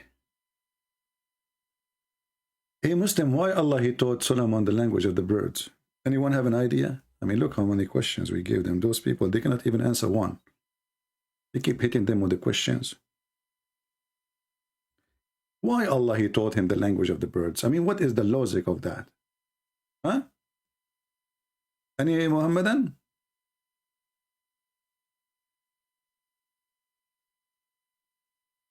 You don't believe me? I speak language of birds, huh? Ah, you don't believe me. I feel sorry for you. I went to the same school. Remember, I'm a Middle Eastern, and Solomon is my cousin, all right? And I asked my grandfather where Uncle Solomon, he went to learn the school, the speech of the birds. And then I went there, and Mr. Turkey, he was our professor. You know, I don't know what he's saying in the beginning, but after that, I start learning, you know. It took me some time, to be honest with you. And, you know, my teacher, he lost all his feather in order to teach me one word. I mean, the guy, he was getting naked, literally. He was ripping himself apart, trying to teach me how to say hamburger. And I keep saying Dumburger.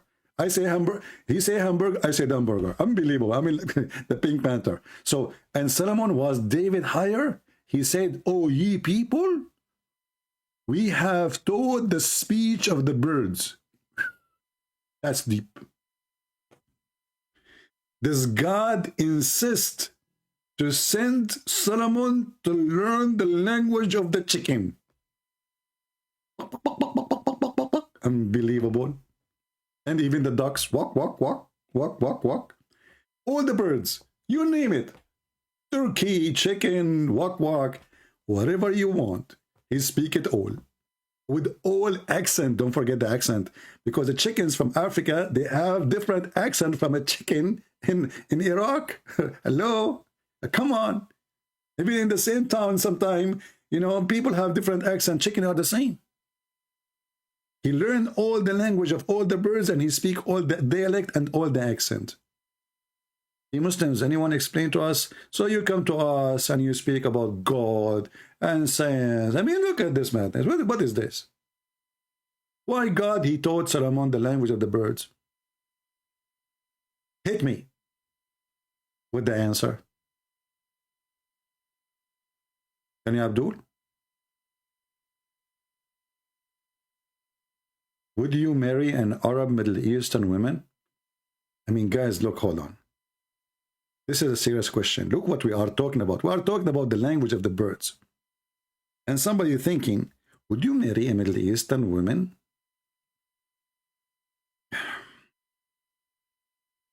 Oh boy.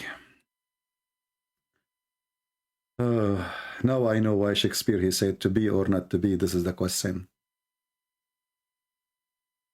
He was asking me to be a Middle Eastern or not to be Middle Eastern. That is the question. I mean, where we are focusing and where you are focusing. Focus with me. Unbelievable. Sure, for sure, first of all, I can't speak, I can't marry any woman because I speak the language of the birds. Women, they speak the language of the credit card. I mean, you speak to a woman, what she will say to you, what you bought me for Valentine? What the heck? I said to her, she said, what? Are you saying you don't have a gift? So I am a person who speaks the language of the birds. Women, they speak the language of the credit cards. How we can even talk? We cannot talk. Like, what's your name? Visa. Okay. Do we have any Abdul? Any Abdul? Yeah, I agree. Not all women, because some women, they accept PayPal. Not all women, man. What are you talking about? Not all women, they use a credit card. Some of us, we accept cash. Anyway. Marut is God in the wind of Hinduism. I don't know if you can give me a source for, maybe later you can post a link for it in the comment section so people can read about Marut, the God in the Hindu religion. I would like to read that, no problem. Any Muhammadan? I'm drinking coffee, by the way, very heavy duty coffee. Once I gave my neighbor, he said, what you are drinking? I said, coffee. He said, I can have some? I said, sure. The guy, he called me second day. He said, I could not sleep all night. What you gave me? You have no idea what we drink. What we drink is not coffee. Is Harut and Marut in the coffee, brother. Anyway, do we have Abdul? Why today we have no Abdul? I mean, what happened?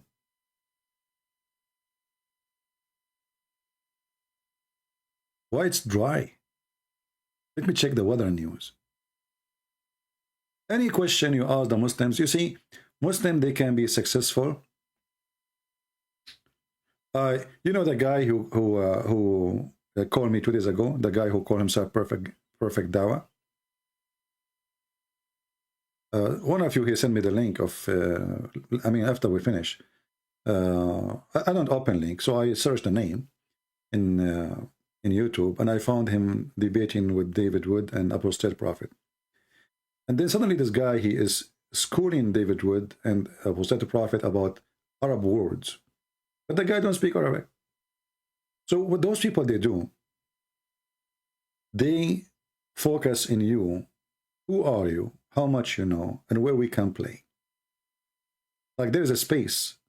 You need a space. They need a space to play. So if you don't speak Arabic, this is their space. They can lie as much as they want. They can say this is false translation. They can say whatever they want. They look for the space. The problem with me, there's no space. It's sold out. It doesn't matter where you go. I will get you busted. Any Abdul?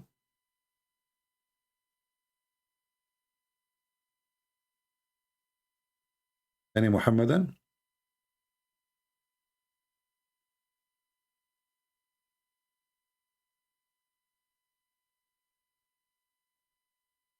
Who is a Muslim would like to join us? Mayday, mayday.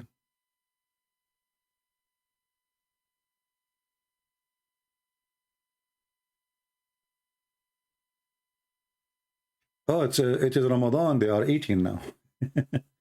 You know, Ramadan is a month of fasting. In fact, it's the month of eating. All Muslims in Ramadan, they get fat. Especially females. Any Abdul?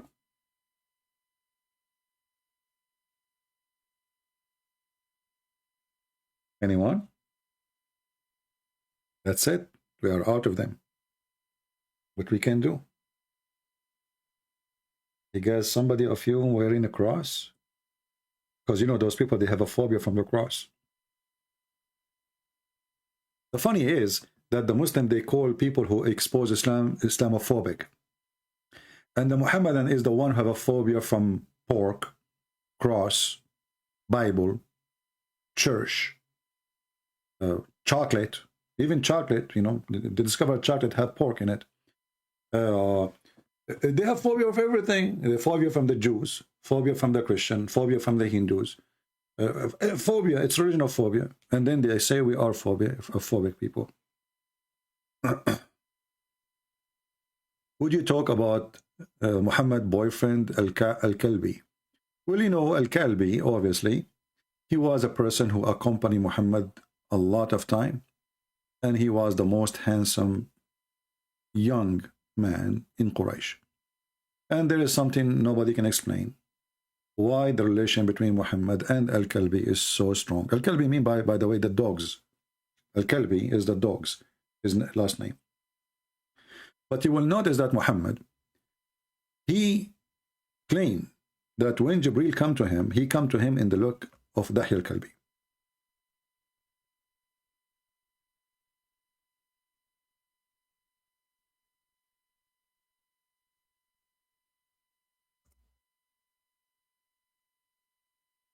And for sure that will bring a lot of questions and showing us something fishy about Muhammad. Muhammad, he could not explain why this person he stay in his house all the time. Once there is a story about Ibn Abbas, who was a kid. He entered the house and he said, I saw them in a special situation. But what it is, it doesn't say in Arabic, you know, like a special situation. And then Ibn Abbas, he said to Muhammad, to his cousin, but isn't it, this is Dahi al-Kalbi? He said to him, he looked like Dahi al-Kalbi, but this is the angel of Allah. Look with me here what it says. This is Sahih al-Bukhari, it says.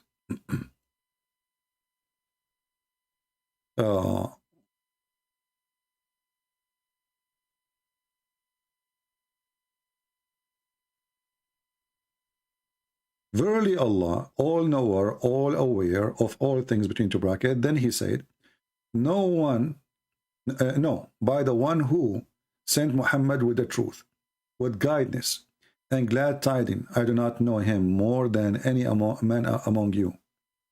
That was Jibreel, peace be upon him, who come down in the form of Dahi al-Kalbi. Do you see it? Muhammad, he could not explain why this man spent all night with him. And when they find him with him in his small room, he claimed, and then he leave right away, by the way. When he come, he leave, the guy. He claimed that this is the angel Jibreel. Who is a Muhammadan really is convinced that Jibreel, he took the look of Dahi al-Kalbi. And why he took the look of Dahi al-Kalbi? Is he out of luck? Because now we have two Dahi al-Kalbi in town. We have the angel Jibreel and we have Dahi al-Kalbi. How we will know which one is the one? How Muhammad himself knew which one is the one? If both of them, they look the same. Exactly the same.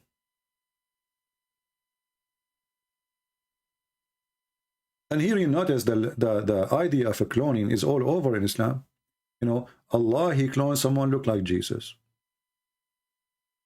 Allah himself, he cloned a look different from his look, and the Muslim, they reject him. Isn't Muhammad, he says, Allah will come to them in a shape other than the one which they saw first time?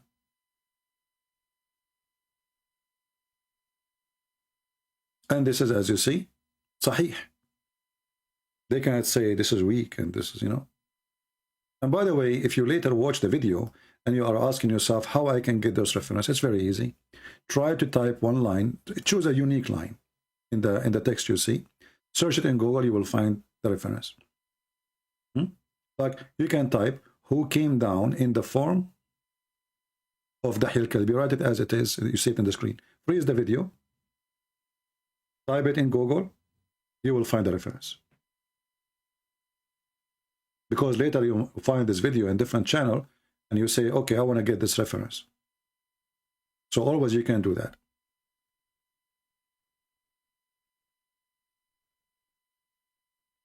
Do we have any Muhammadan?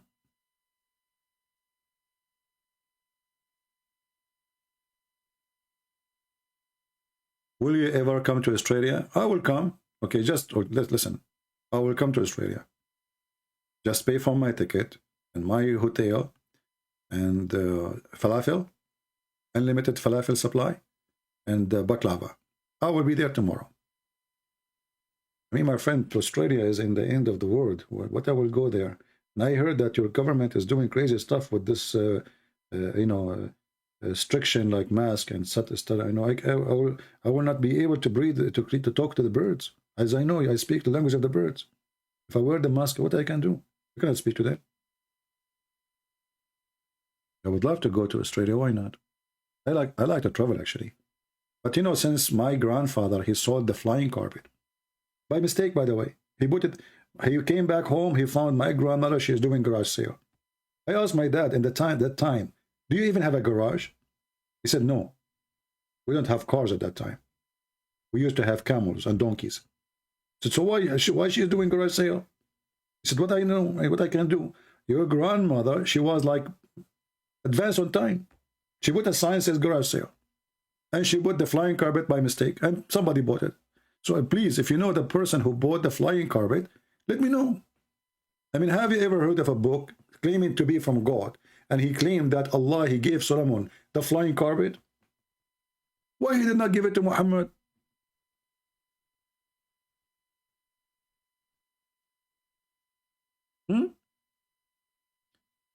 Why Muhammad, the poor guy, the only thing he got is Quran?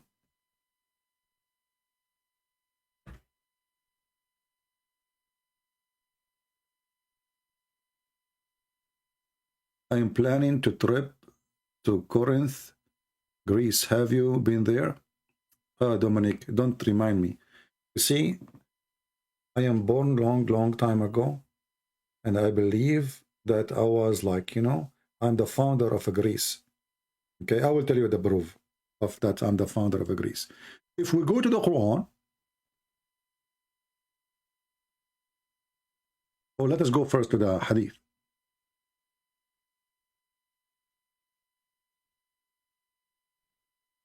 The Prophet of Allah predicted that my cousins, they will be the majority of mankind. Who are they? They are the Roman and the Greece. Look at this. How Allah Prophet he knew this? Where is the Hadith?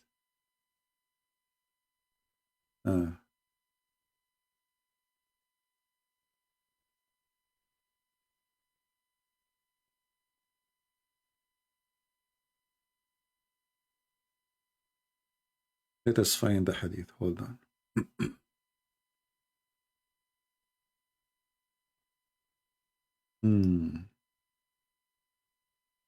I mean, here you see, by the way, a clear sign that Muhammad is a prophet. Because how Muhammad, he noticed that the majority of mankind, they will be Roman. This is true. If you go to Indonesia, you will find all the Indonesian are Roman. Same as in China. Or Bangladesh. It's a clear evidence that Muhammad is telling the truth. The Roman, they will be the majority of mankind. It's in the front of you.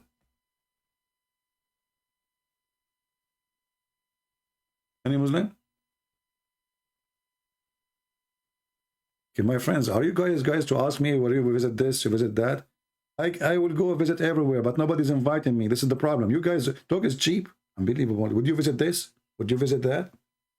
You remind me of the Arab. You go to their houses, they say to you, do you like to eat in our house or in the restaurant is more tasty? What the heck? They are telling you, go and eat in the restaurant, obviously. Do you like to sleep in our house or the bed in the hotel is more comfortable? So don't tell me, do you like to visit this and invite me and to see, you know? Unbelievable.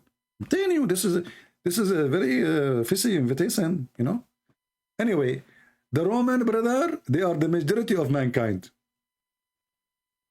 And now we understand how Biden, he was in the top of the Himalaya with the president of China. Let me find the video. I mean, this guy is coming from where, this Biden? What he take before he go on TV? He was in the Himalaya.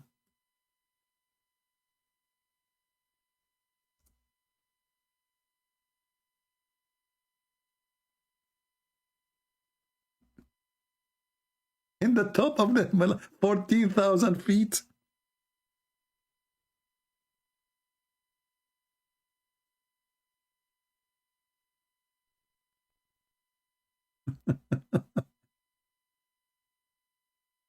Oh.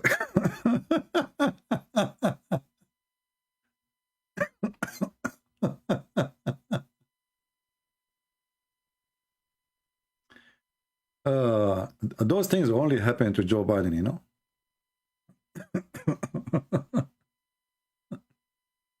He was in the top of the Himalaya. And you know, the second day, the whole world is busy trying to figure out where really, what Biden is talking about.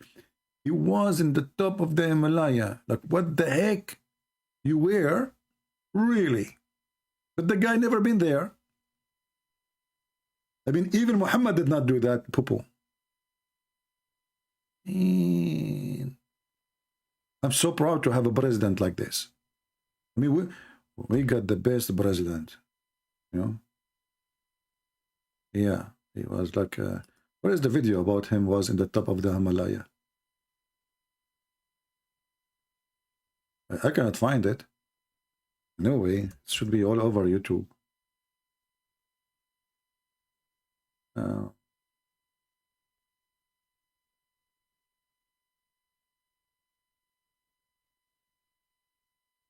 He was in the top of the Himalaya. I know, I can't find the video.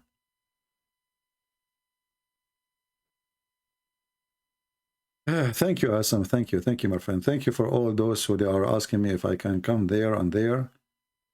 I really appreciate you all. I'm just joking with you. I know that you mean it. You know, you mean it, and as long you did not meet me, the second you meet me, you fly. You know, you say, you know what? I forgot my wallet at home. Stay here, and I will go and get it. You know? Yeah, I'm serious. He said he was in the top of the Himalaya. What are you talking about? You think I'm joking? Okay, now you are forcing me to find the video. Hold on, let me find it. I need to find it. I'm not going to give up. He was in the top of the Himalaya.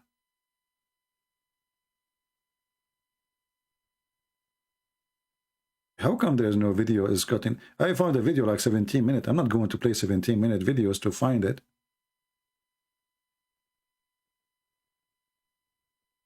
But you can search it anyway. You can search it and you can find it. It's very funny. What an idiot.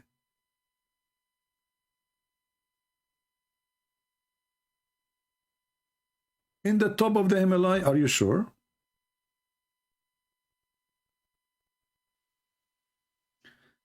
Okay. Yeah, by a helicopter, exactly.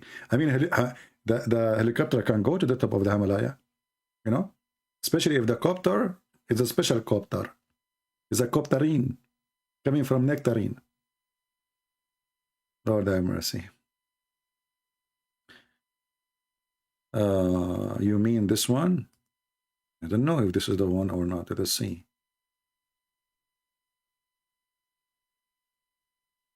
Let us copy your link and see if it is the one.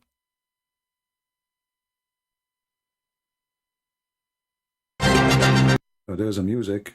You need to be careful when you send me a link. If there is a music, they can, if you know, if the music is not allowed.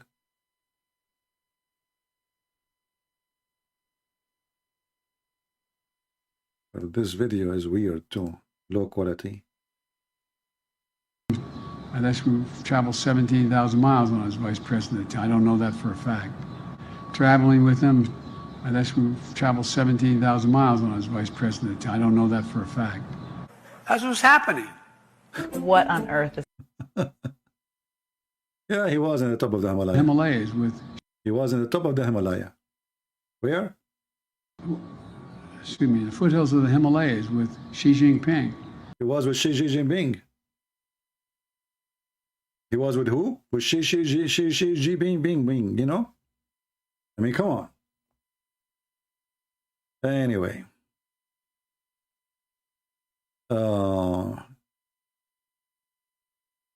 Come to Africa, Nigeria. I like to go to Africa, actually. But, you know, the problem with Africa, I don't trust the government. I trust the people who they are. I mean, people who I will invite them.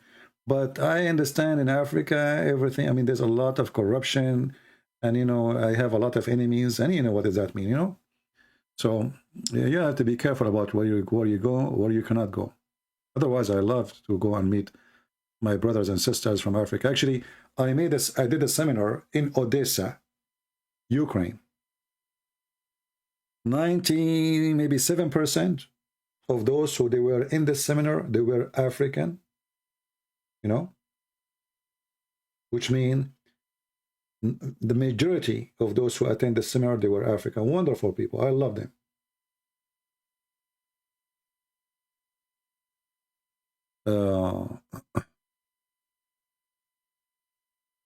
Come to Singapore. Yeah, I will go. But you see, all those countries you are talking about, they have a very bad rules about mask and crazy stuff. I hate to go and, you know, somebody shouting in my face telling me, last time I was in the airplane, a stupid idiot, he was telling me, sir, if you don't obedience, then we will report you to the authority. What the heck? I mean, we are inside a box, have 400 passengers, and a second ago we were eating, everybody, his mouth is full, and the smell of food and the smell of bread. And now, anyway, oof. This is why I want to get the flying carpet, you know. Flying carpet is the best. Forget about the rest. No rules. You put your feet at the edge of the flying carpet, and you go. So, do we have any Muhammadan here?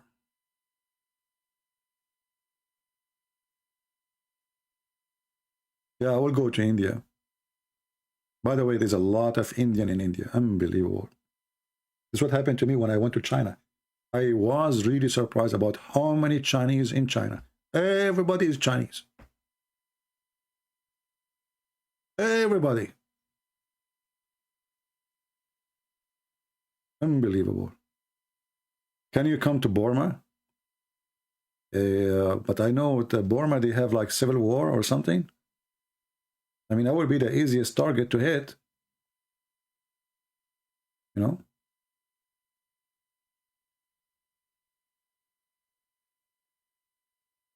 You know, when I went to China, nobody speaks English. Even the information center. I mean, there's an information center. Seriously, there's an information center. It's called information center in English. So you see it, you say, finally, I will get somebody, he can tell me where to go. You go to the information center, the girl, she give you a brochure. She don't speak English. This is the information center. And the brochure is in Chinese. But to make it even more nice, you know, that the brochure in Chinese, and this is Japan. Don't tell me about Japan. Nobody speaks English too. There's some countries, I mean, they are really, they are good countries, but when you go there, you find yourself lost. Japan, Korea, China. Nobody speaks English. First time I arrived to Korea, I thought I arrived to Disneyland. Women, they are wearing hats, weird boots, coat. It was summertime. I was looking like, what happened in this country? I mean, the same you see them in the movie, like from the 40s, 45 years old, you know, in the War II, those women hats, you know, big hats, and there's like things coming in their face. I really felt like I'm in Disneyland when I went to Korea. But Korean people, for sure, they are nice people. but they have something for clothing and fashion, you know. Yeah. Visit me, Hijab. That's a good visit. He will show me his nipples if I visit him, you know, and then he will put tomato sauce in his stomach and will say, Christian Prince did that to me. Man huwa Qatham. Qatham is the real name of Muhammad, which Muhammad he replaced later. You see, you can prove easy that the name of Muhammad is not Muhammad because the Quran itself sometimes call him Muhammad, sometimes called Ahmed. But who is Muhammad and who is Ahmed? Nobody knows. If you remember in the Quran, it says that supposedly the Messiah, he said that there's a prophet will come after me. His name is Ahmed. Well, if the name of Muhammad is Ahmed, then who is Muhammad? So obviously this is a title, it's not a name. Right? I hope I answer you about that. Visit Russia. I would love to visit Russia, but not as long this filthy Putin is there. You know, I used to respect this man. I used to think highly about him. But now I spit at him. I believe this filthy person is an animal. He have no heart. And he is stupid. He caused the death of tens of thousands of people for nothing. Literally nothing. I would love to go to Russia, but not as long as this filthy Putin is there. We pray. I already made a prayer that the Lord will take him. And let us see if the Lord accepts my prayer. Usually he does.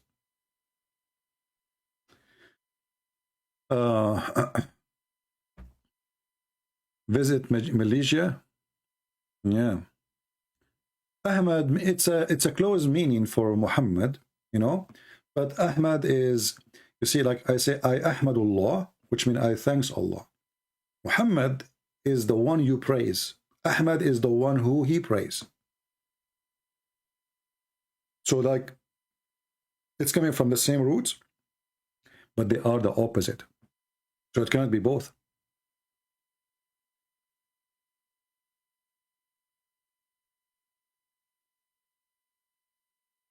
No, my friend. First of all, when somebody says Putin is protecting himself, that is a lie. I'm not accusing you of your lying. I'm accusing you that you believe in a lie, because this is Russia, who, as you see, the NATO is terrified even to say hello to Russia.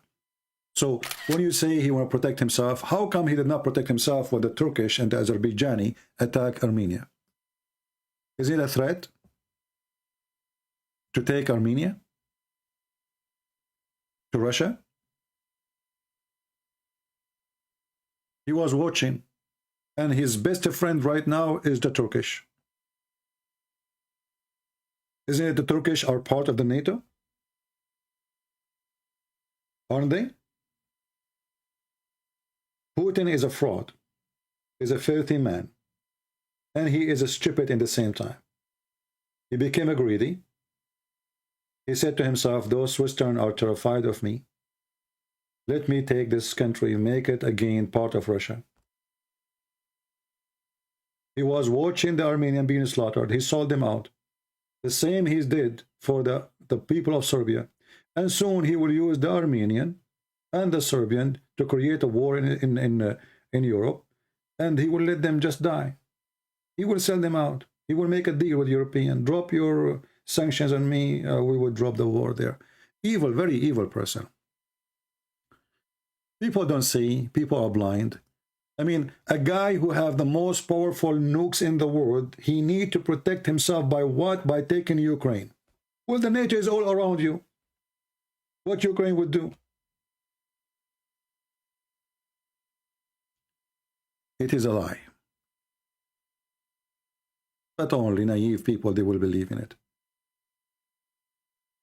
And you know, not to forget to mention that both parties lie about each other. Like the Ukrainian, they lie about the Russian, and the Russian lie about Ukrainian. I'm talking about the government. So the Russian now, they are saying that Ukrainian are fascist, Nazi. The guy is a Jew, and I was there. There's no such a thing. And then the Ukrainian now, they are saying the same. That the Russian are fascist, they are Nazi. It's a, you know, they demonize each other. the only successful person in this war is Satan. Divide two Christian countries. They have the same even churches, killing each other, and there's no benefit. And now, what Putin exactly did? Did he stop Ukraine from joining anyone? Trust me, Ukraine now is going to build an army as never before. You will see. And not only that, I mean, this guy, he came with full-scale army and he was defeated like a rat. He accomplished nothing. He sent 66 kilometers of caravan from the army of Qadhi. 66 kilometers. They put their tail between their legs and they run away from Kiev. Kiev is a target. If you tell me this is not the target, so why he came there? He ran away. He was defeated.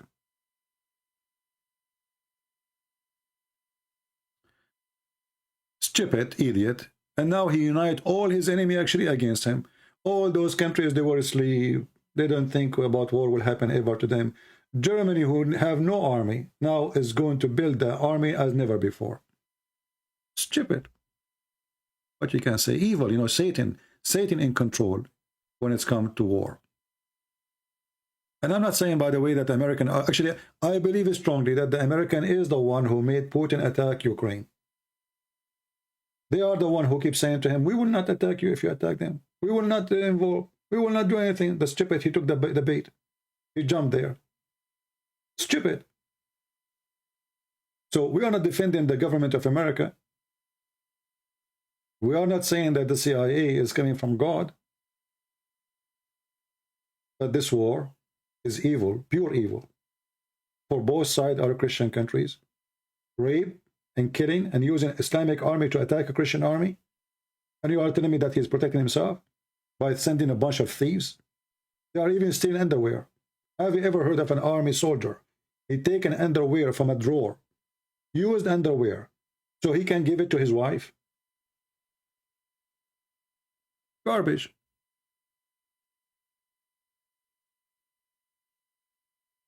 There's no Christian will be happy to see those people losing their houses, old people losing their houses. I mean, imagine you spend your life building a house, overnight you lose it. If you did not lose your family too, how that can please you? To say, I'm protecting my country. You go protect your country by invading a country? And you are the one who's taking their land. Isn't it obvious? People, they have no dignity, you know. People, they take a side without even being truthful.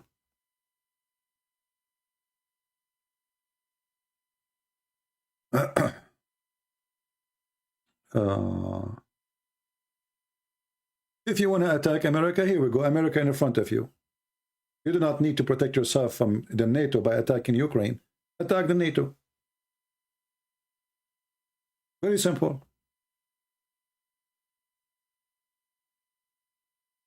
Imagine, I want to fight the wolf by attacking the cat.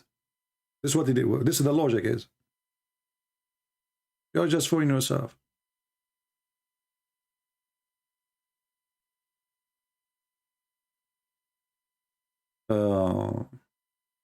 And you know, how come Putin, he don't find a threat? He opened his border to the Turkish. All his citizens, they go to Turkey for tourism, supporting Erdogan, the criminal, who is killing Christians, killing Armenians. Who is the one who opened, who is the one who signed all this agreement to make the Turkish regime flourish? Erdogan is bankrupt. I mean, the guy, he just stopped the case against Saudi Arabia, the embassy who killed Khashoggi. They made him shish kebab, literally. The guy, Erdogan, we will take you to court. This is a crime. We will not. And now, because he is bankrupt, he need their money. He dropped the case. Not only he dropped the case, they made a new decision now that this case belonged to Saudi Arabia. Imagine the one who killed the guy. I mean, the guy he killed in your country. And Putin is the same guy who knows that Erdogan is the one who took our holy church. And he claimed to be Christian. And do you know how many churches are burned now in Ukraine? I mean, this is disgusting, man. Anyone who defends Putin, I say to you, shame on you. If Ukraine attacking Russia, I will be against Ukraine. If USA attacking Russia, I will be against USA.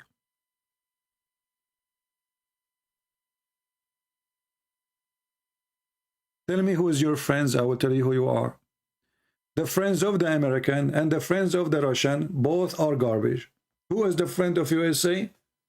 The King of Saudi Arabia, where no church is allowed to be built. Evil government. Who is the friend of USA? Erdogan. This is the truth. Who is the friend of USA? Prince of Qatar, the biggest terrorist in the world. The one who funded all ISIS and Al-Qaeda.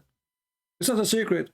Even Trump, he went out of the White House. He said, Qatar funding, they need to stop funding terrorists. So we are not saying that USA is a good government. You know, evil. They are evil government. There's no ethic. Tell me your friends. Who's your friends? Who is the friends of Putin? Iran. I mean, those people, they scream every day, death to the Christian, death to the Jews, death to America, death to Israel. Those are your friends. Hezbollah, Erdogan,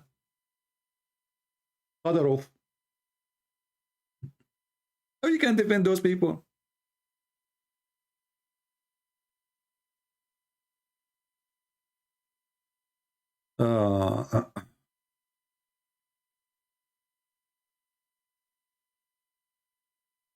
Somebody saying pedophile are your Catholic priest.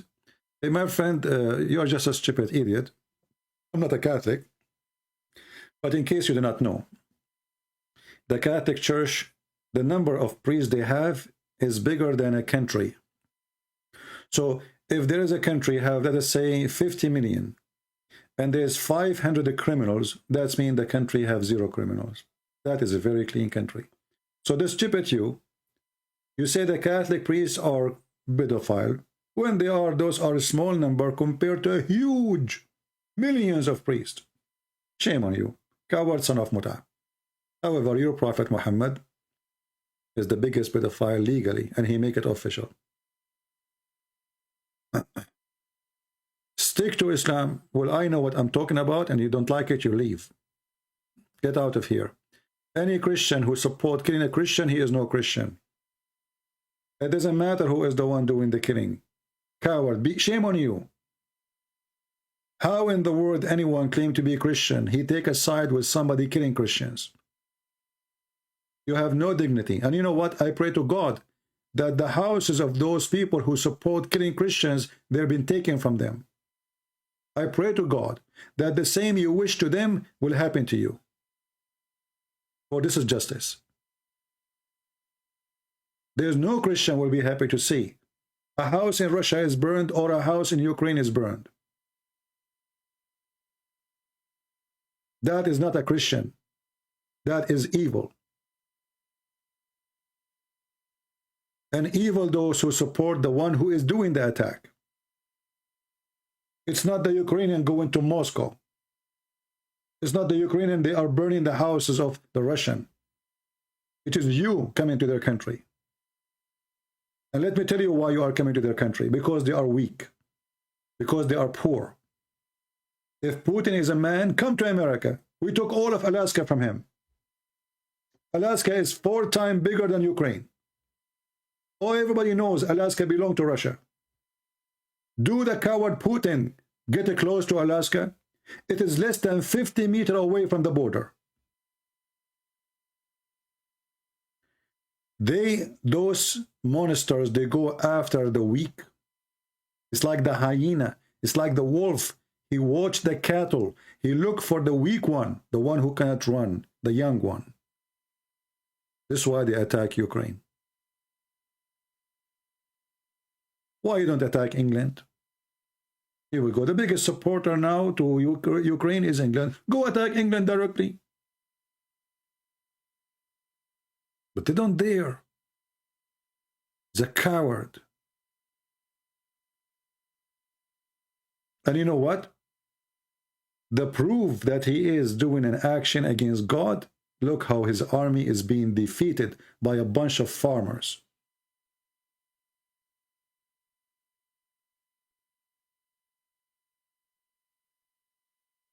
Anyway, me as a person, I take no side except the side of the right and the against the wrong.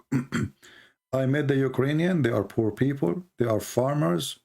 They don't even, many of them, they don't even have fan in their house. Their houses, I mean, the houses are collapsing.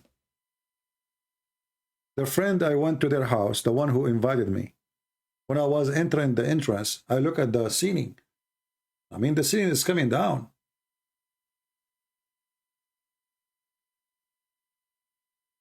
They don't even have a space to sleep. Small, tiny apartment.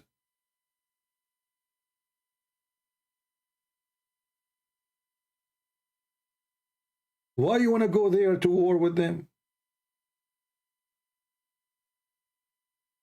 When Trump was in the office, do you know what Trump he did? He killed more than 270 Russian in less than 30 minutes. In less than 30 minutes in the north of Syria. Do you know what Putin he did? He said those are from Wagner. They don't belong to Russia.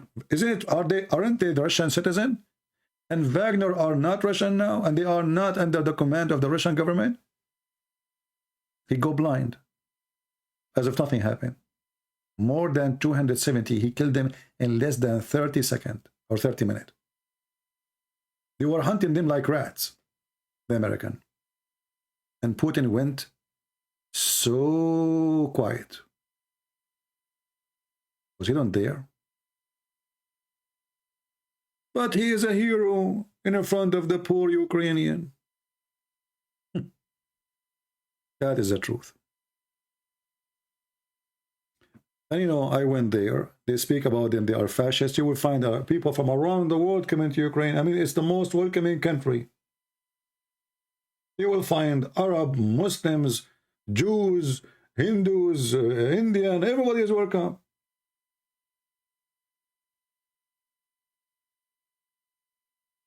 How they can be fascist? What a big fat lie.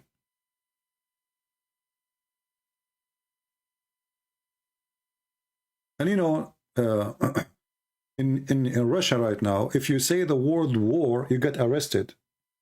They made even a law against it. I mean, what is this guy? He claimed that he is elected, Putin. Well, if your citizen cannot talk, how you can be elected? Here we go. I make fun of Biden. I make joke about him every day. I am not even born in USA. I am an immigrant. Did the CIA kill me? Did they arrest me? This is a country. You want to know how good your country is? See how much freedom you have. If you don't have a freedom to speak against your own president, it means you are not living in a country. You are living in a farm. This is the truth.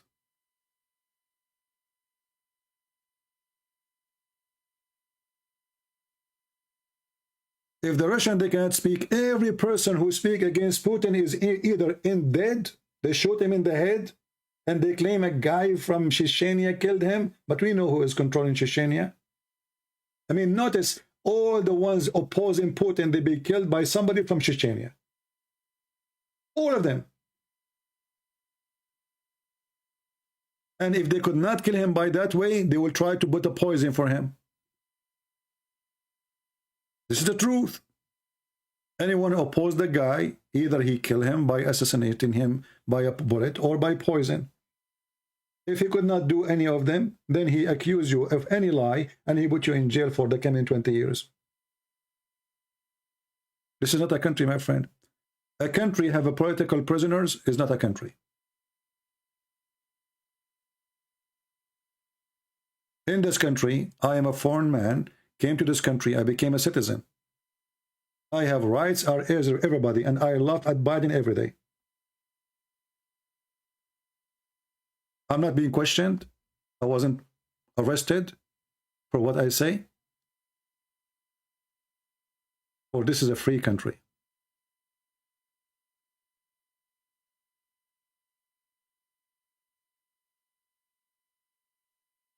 Lulu, the Nazi Ukraine, why they are Nazi? Because you took their cities from them, they become Nazi for you. So you take their cities, you take a Crimea from them, and now you claim that this is your country, and they are Nazi. And the funny is that the president of this country is a Jew, and he is a Nazi.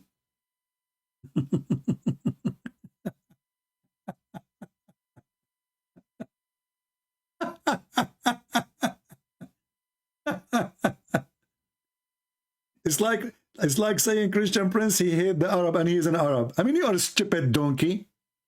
I mean, the guy is a Jew and he is a Nazi. Couldn't you find something better to accuse him with? The guy literally is a Jew. He's a Nazi, brother. True story. I want to know what the Russian they will do if somebody take a city in the border of Russia. What Putin would do? He will give you a hug. I mean, you took more than 35% of their country. Anyway, don't waste my time. Anyone who support Putin, I spit at you. I spit literally. And I will take my spit and I will wash it after I spit at you. Because you are not worth it. You are no Christian. You are Antichrist. Ask yourself what Christ would do, what he will say to Putin in the day of judgment about all those children being killed, all those houses are burned, all those churches are destroyed. Mass grave, shooting people walking on a bicycle. How dare you? I pray only to the Lord that the one who wished the death of others, his death will be horrible. No matter who. I pray to the Lord that everyone he make an evil wish, his evil wish will come back to him.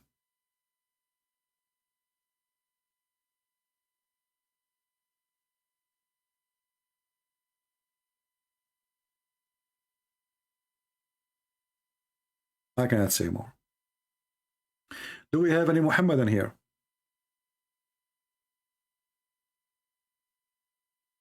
Well, I'm not waiting for the word to make this person pay for his crimes, but I know that the Lord exists and he will make criminals pay for their crimes. Do we believe in that? It doesn't matter who they are. American president, Russian president, Chinese president, whoever president. The one who commit a crime, he will pay in front of the Lord, and he will pay horribly.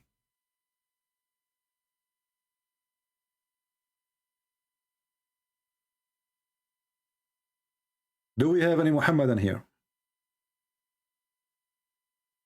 And yeah, don't forget that Al Arabiya TV, Sky News Arabic, Emirat TV station, the Prince of Emirat, the Prince of Saudi Arabia, Iraq, Syria, Yemen, all of them, they agree that Putin is our hero.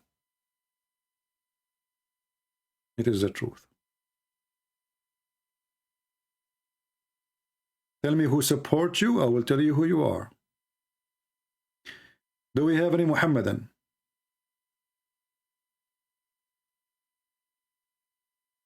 Anyone?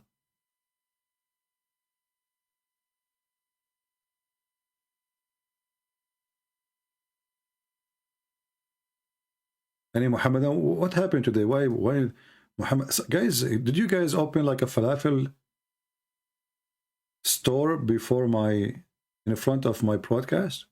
Muslims are going there.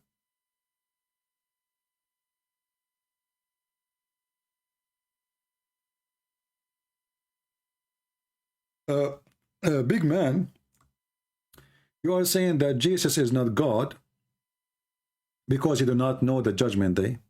Okay, well, according to the Bible, Jesus, he knew the judgment day. And not only that, according to the Quran too. Do you want to call me to show you? Is that fair, guys?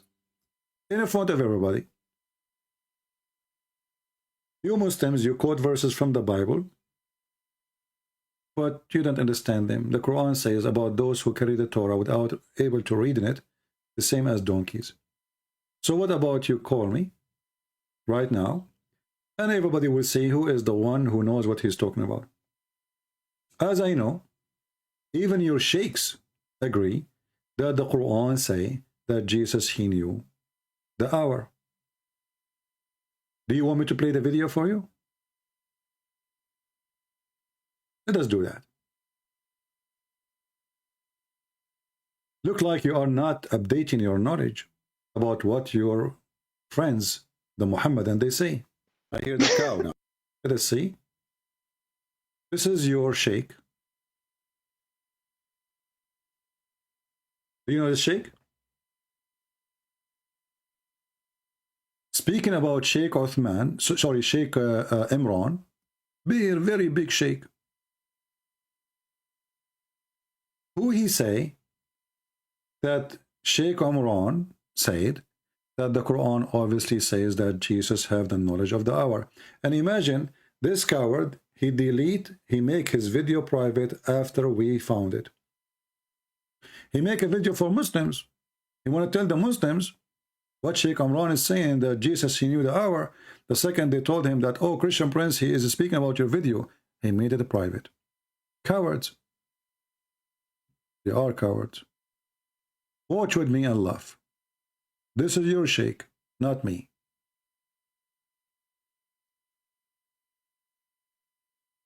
To come and speak about for a long time, where it says clearly that Jesus, he knew the day of judgment.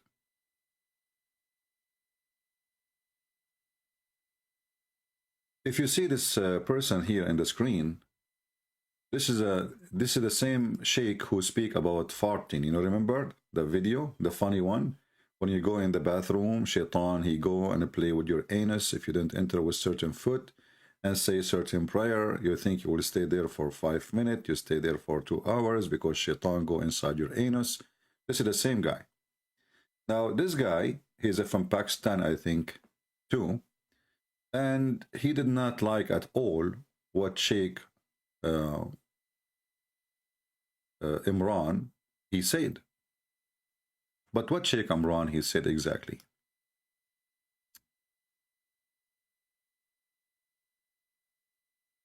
What he said is transparently false. So this one is transparently false. That every single copy of the Quran you pick up today, they have put in. So we are. So the sheikh, he said that Jesus, he knew the hour, and the Muslim, they fabricate the valves of the word to change the meaning. Like if we go a little bit back, you would hear this person saying that Jesus, he knew the hour, and the claim is that by changing the tashkil is like valves. Actually, it's not tashkil, it is the letter. They change the letter alif to make it different. The top of the letters or underneath of letters in Arabic, and those are added after the Quran was made later by someone, he himself is not even an Arab. By adding those things, they change the pronunciation of the word, and that it changed the meaning of the word. On YouTube, you will find this lecture by Sheikh Imran Hussein, Major Signs of the Last Days, Dabatul Ard, 40 to 50 minutes, and you will hear him say, according to his misunderstanding of an ayah in the Quran, Surah number 43, ayah number 61, وَإِنَّهُ لَعِلْمٌ لِسَاعَةٍ, according to his misunderstanding, where he believes that if you recite it like that, it would mean that Isa alayhi salam has the knowledge of the hour. It means if you recite it like that, and look what big man is saying. I don't care what the sheikh they say. We don't care what you say too. Secondly, you stupid, we Christians, we believe in the Trinity. And what Jesus says, my Father.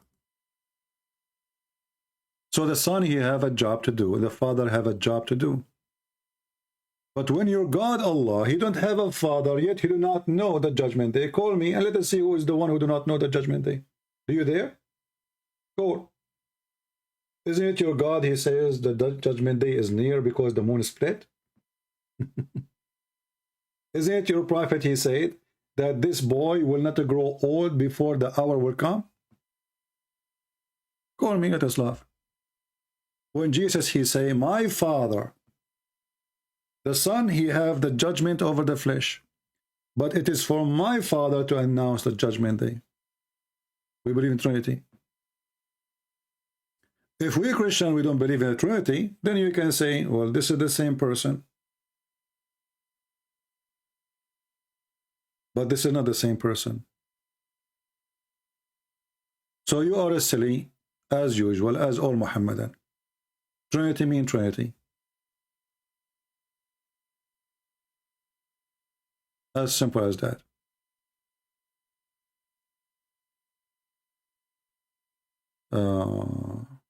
Don't send me links. I don't open links in Skype. Don't try that. I will block you.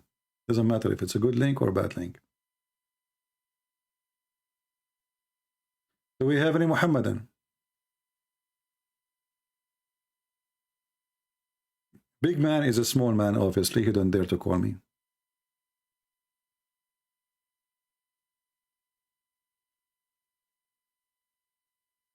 It is a problem for the Muhammadan to have a God who do not know anything. Do Allah, he knew what the day of judgment is? No. The Quran says, as we heard the Sheikh saying, that Isa is the one who knows the hour, not him.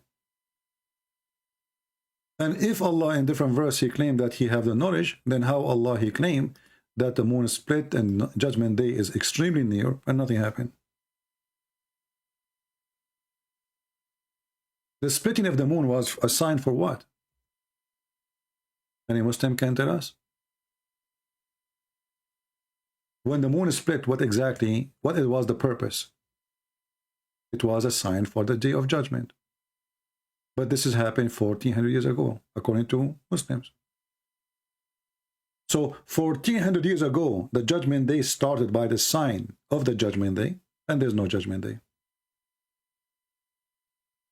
They don't tell me he want to debate me. If you want to debate me, he can text me in Skype, and I will call him.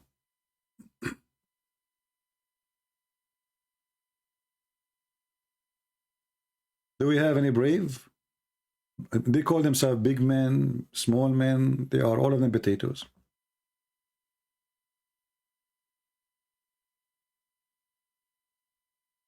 The comment the Muslim they say, showing their ignorance and their stupidity, and I'm not surprised. Even their God do not know what the Trinity is. The stupid God of Muhammad, he think that the Christian believe that Mary is God. She get Mary from the Father. They have a son. His name is Jesus. This is how stupid the Quran. So why are you expecting the Muslim to understand what the Bible says?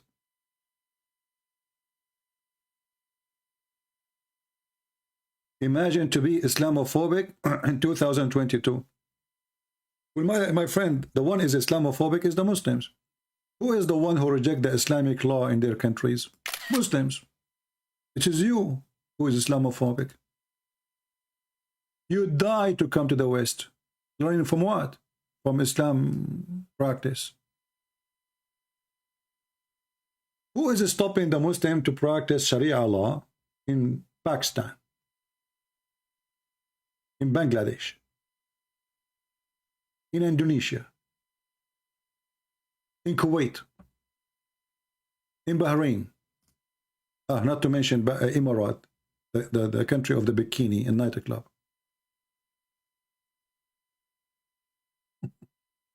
Who is the Islamophobic? It's you. We don't have a phobia. We defeat Islam. The one who is afraid of Islam is not us. It's you who's afraid of us. It is you who's scared, terrified to have a Bible page in your country. Terrified to have a Christian preaching about Jesus in your country. You kill him right away. It's you who have a phobia. You are terrified from your own religion. You don't want to practice it. You vote against it. Imran Khan, the Prime Minister of Pakistan, just 2 days ago, he made a speech. He mentioned Muhammad's name more than 60 times. The American name more than 70 times. Praise be to Allah, Alhamdulillah, Sallallahu Alaihi ala Sayyidina Muhammad. He is hoping that the more he speak about Muhammad, the more people, they will keep him to be in the office. They give him a finger. Why? No, I don't hate you. It is you who hate us. The Quran chapter 5 verse 14 says that clearly. And the Quran says, forbid the Muslim to take Christians and friends, Christians as a protector as our friends. So it's your religion who hate us. You are a filthy coward, liar. The Quran is the one who forbade the Muslim from taking the Christians and the Jews as a friends. Why? Because he want them to stay as enemies. And yet the Muslim, they come here complaining, saying, oh, you hate us. I don't. Prove it. Show me where I said I hate Muslims. I never said that. Oh, unless you copy my voice now, you cut the sentence as usual. Look what the Quran says. This is your filthy book.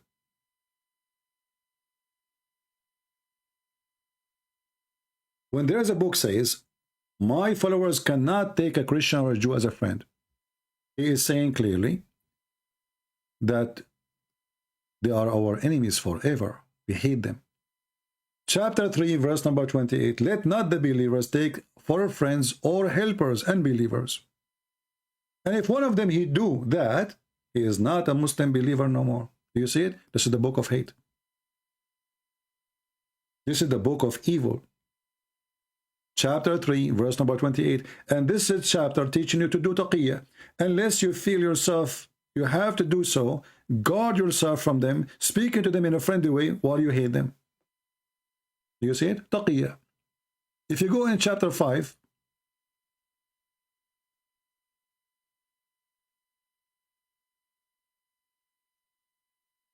you will see the following.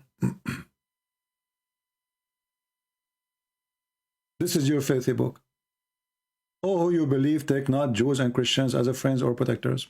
So why you cannot take us as friends? If you are a person who really don't hate the Christians as you claim, why you cannot take them as a friends? The answer is very simple. Or you hate them. Not only that, a Muslim, he cannot take even his own families as a friends if they are opposing Islam. Look what the filthy Quran says. Everything we say here, we give a proof. Muslims, they make statement lying, or they are following the devil. This is your book says, you will not find a single believer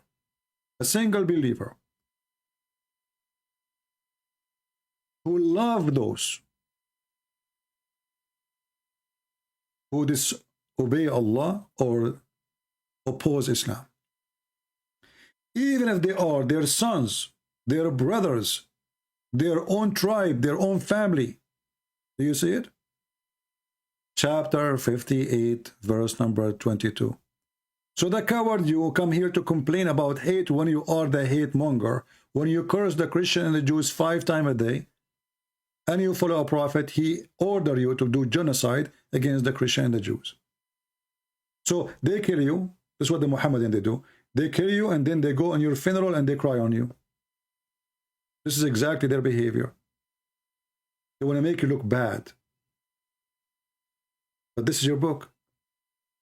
You are not allowed to love even your own children, your own brothers, your own sister, your own mothers, your own father, from your blood, if they don't accept Islam. This is a pure hateful religion.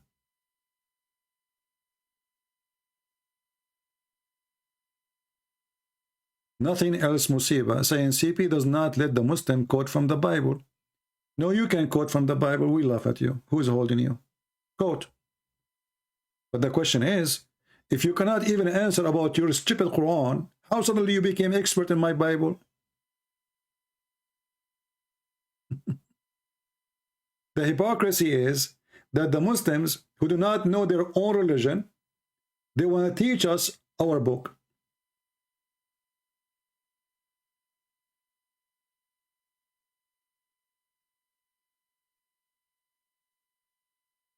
Any Muhammadan?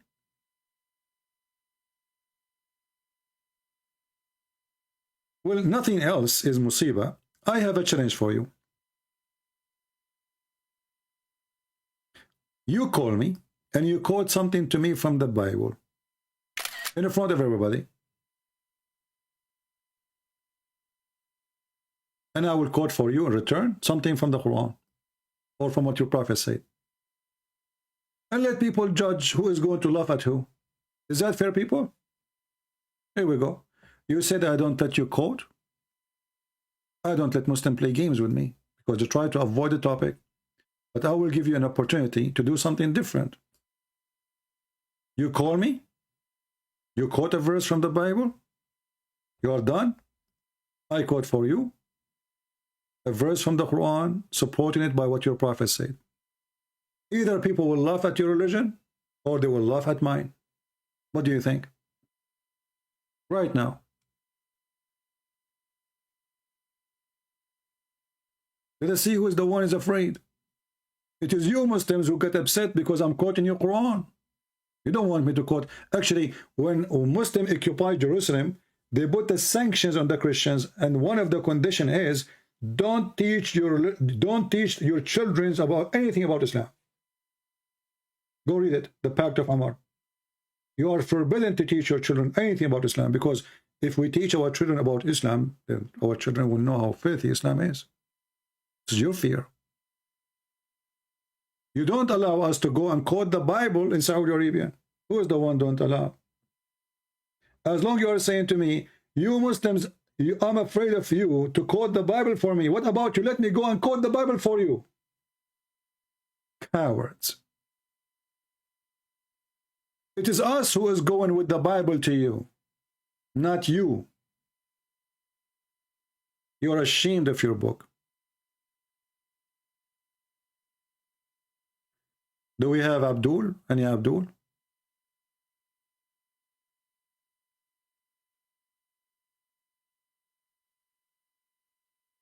Anyone?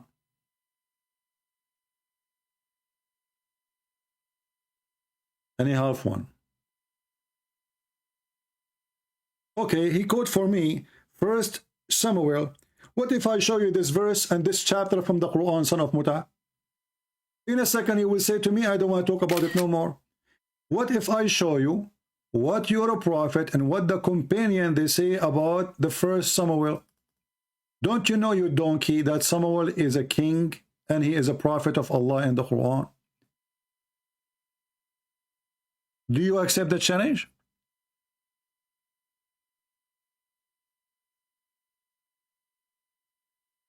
The story, you donkey, is in your book. You are a certified donkey like the rest of your prophet companions.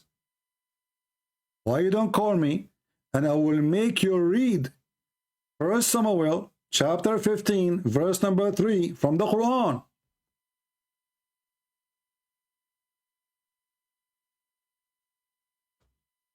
Do you dare?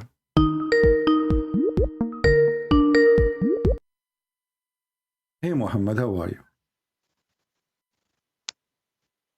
I'm fine. How are you? I'm fine. Why you are calling me Muhammad? Because I want to expose you. Huh? I want to expose you. You want to expose me? Okay, expose me. Go ahead. Yes. So, did you find an answer for? Did you find the answer for the previous question I gave you? But you haven't answered my question. I said that. What I said to Bible you. clearly says What that. I said to you when you called me last time.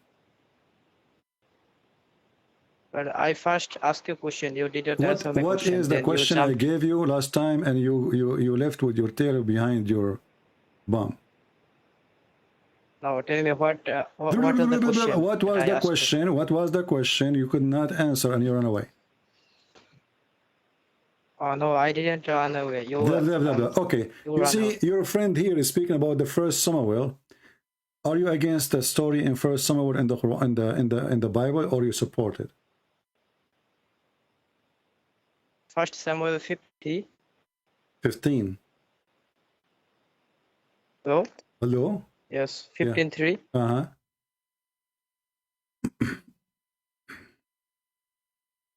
Are you against it? 15:3. Are you against it or you support it? Yes. What yes? Yes, I am against it because it is violence. Because it's violence? Read that for me. Okay, what violence about it? Tell me. Read that first, then you can tell me. No, tell me what is violence about it. Go ahead. But first you have to read. Without reading, how can you understand it is violence or not? What? First you have to read this verse. First Samuel 15:3. Okay, read it for us and tell me what is violence about. Go ahead. Okay. Okay. Almighty God supposedly said that, now go and smite Amalekites and utterly destroy all that they have. Do not spare them, but kill both men and women, infant and children, ox and sheep, camel and ass. What do you think about that? Is this from God? So it's not from God? How can it be from God? God is saying that kill children. Okay, in front of everybody, if I show you the same thing about the same person in the Quran and in the interpretation, do you promise me to spit at yourself, at your prophet too? Yes. You promise me? No, I didn't promise you. Why you don't promise me? A second ago, it was shameful, disgusting. What kind of God you do that? So now, why, if I show it to you from your own book, it's okay? Yeah, show me from the Quran. No, you are against you promise me, right? you promise me. If I show it to you, you promise to keep the same word you said. Hold on. Yeah. You promise me that you will keep the same word, that whoever teach this is satanic, is evil, is disgusting. Do you promise me? Yes. Okay. Even if it's Allah and His prophet. Yes, if he commanded to kill children or donkey, then it is, I am against it. Yes. All right. Okay, let us start first before we go to the verse. Let us read this. Okay. So shut up. So you are against this verse. Let me show you. Hold on. Bible. So hold you throw Bible under the bus. Hold on. We will throw your prophet now under the bus, and you yourself. No. Shut up! Don't force me to hang up on you. You do not have the answer, right? I'm going to show you the reference, and now you will start reading. You do not have the answer. Shut up! You're just a kid, stupid kid. This is your prophet ordering to kill the children.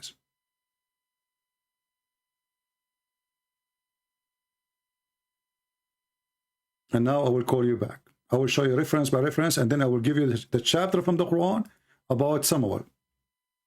Now, let us call him back.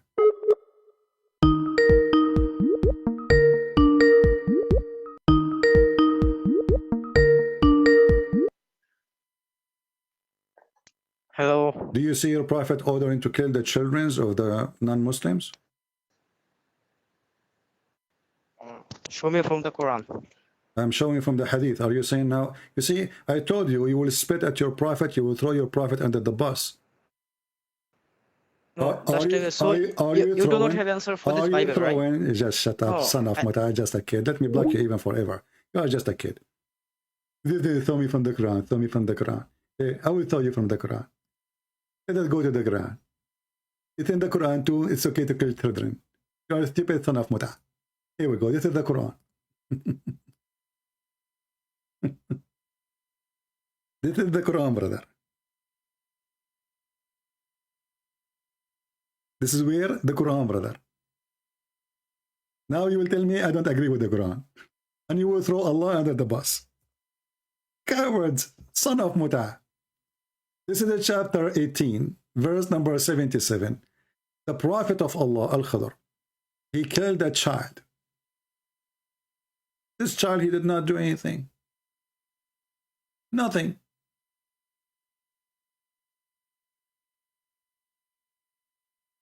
For in the future, he will be a kafir, so it's okay to kill children who they are kuffar.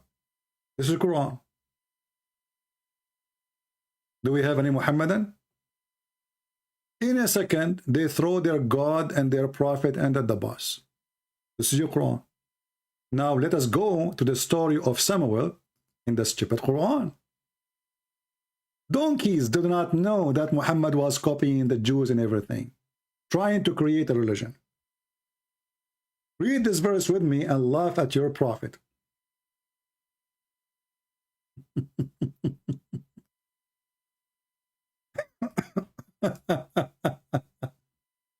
Let us see here.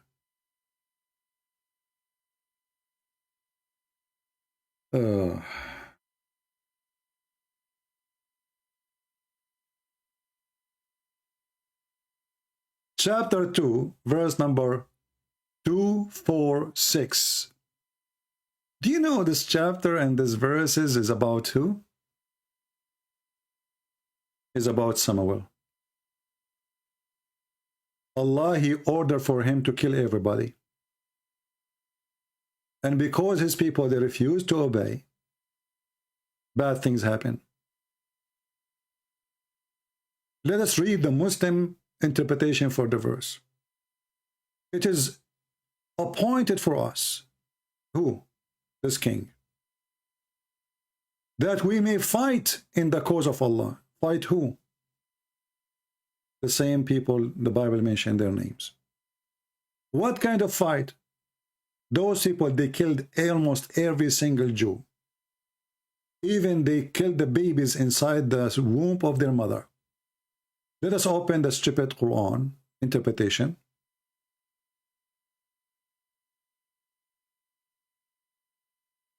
And see what the Quran says, or what the Muslim interpretation says.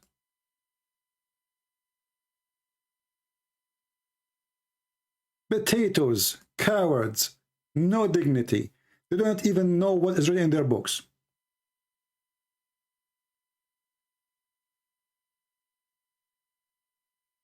And here is how we throw your prophet, and you throw your prophet under the bus with your cowardness. I'm opening the interpretation. You can open any interpretation you want. Again, this is a chapter 2, verse number 246.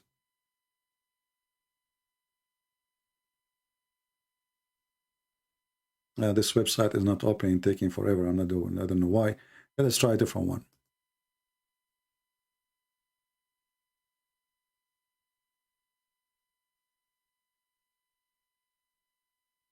You are talking to Christian Prince, you donkey. Anything you say to me will be used against you. And this is how hypocrite you are. The followers of a criminal who killed everybody in his way. He cleansed the Arabian Peninsula. There's a single Christian. Where is the kids? Actually, there's a hadith speaking about a Jew. Why did not kill him? He said, Lam anbut, which means they could not find hair around my private part. So if you have little hair, they kill you. Which means they kill children. Because Middle Eastern, they have hair in that area in a very, very young age. Let us see. Here we go. And this is Sahih.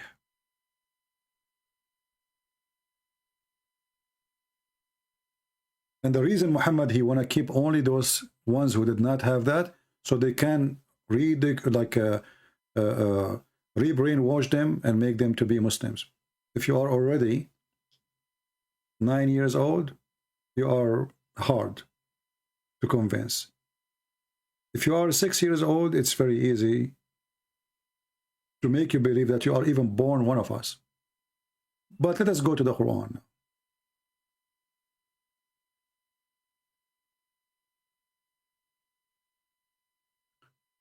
What is the name of the king who Allah he ordered him to kill everybody in his way? Shaul, here it says, Samuel, the prophet Samuel said unto them, Lo, Allah has raised up, identified between two brackets, Shaul to be a king for you.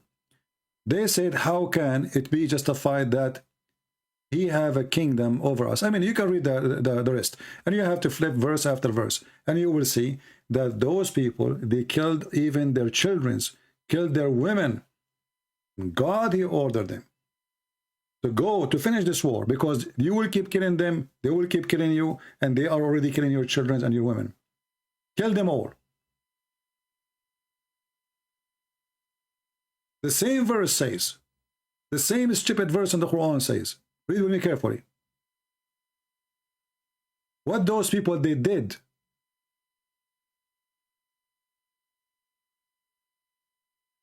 Muslims, they suffer from zero dignity in their blood. Let us go back to the verse.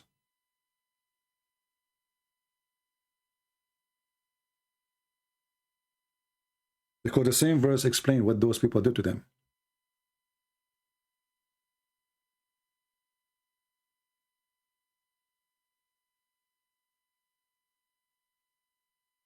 How could we refuse to fight the cause for the cause of Allah, seeing that we have we are turned out of our homes and our families? This translation is not even good. They took our homes and they took our families. They killed our families. They enslaved our families. How we could not even go and fight those who did that to us? The verse itself witnessing for what happened. And they are saying, well, it's commanded for us to fight, so we will fight. If we go and read the interpretation, you will see all Islamic interpretation agree that this king and his kingdom, they were killing the Jews, killing their children, raping them, enslaving them. Even they killed the babies inside the womb.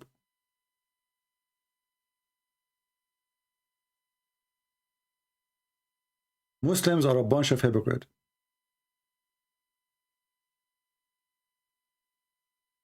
If we go to Ibn Kathir, which is in English, maybe that will help you more.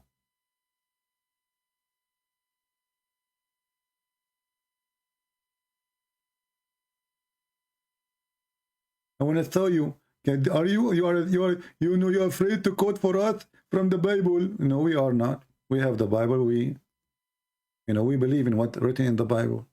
It's you who's ashamed of your book. It's you, when we show you something, you say, I don't agree with it.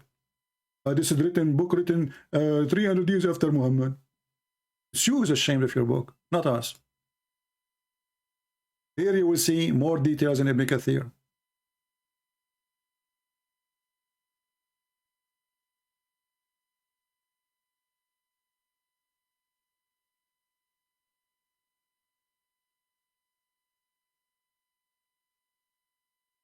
And for sure, the story in English is not the same as in Arabic.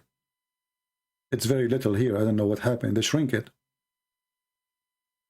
I mean, where is the rest of the verse?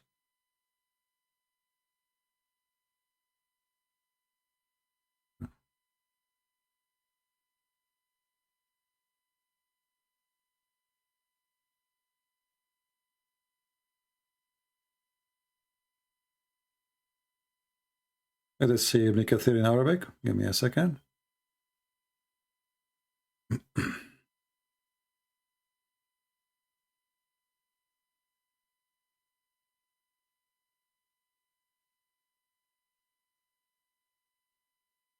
Ibn Kathir.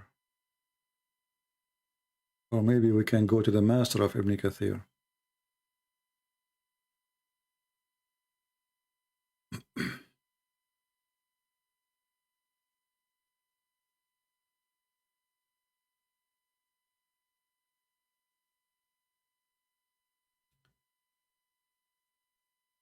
Always Arabic interpretation is different from English interpretation. This is Al-Tabari. I find it in Arabic, not in English. It will show you that they killed everybody in the nation of Israel. Except only there's a one woman, she was her baby, she was able to, like, let us say the Jews were able to hide it. Let us translate.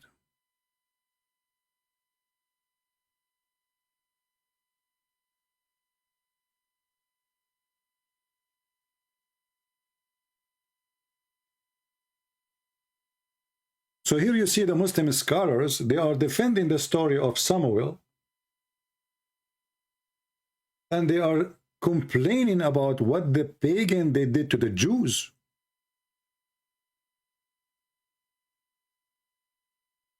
Only one person, only one woman, she left with a child, she did not give birth yet.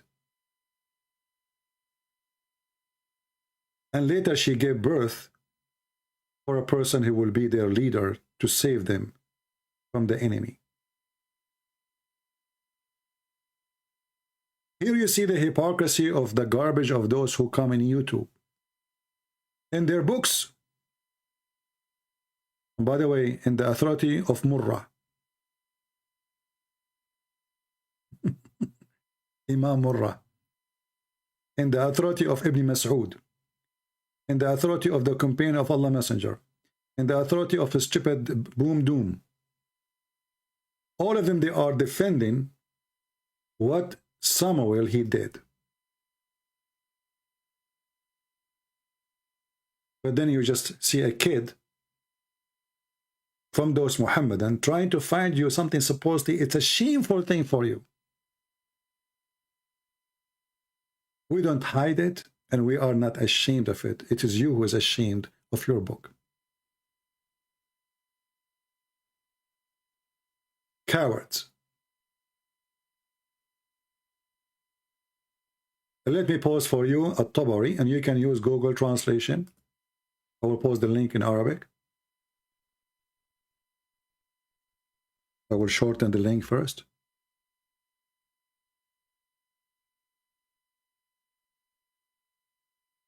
Because the title have Arabic text and will not go through YouTube.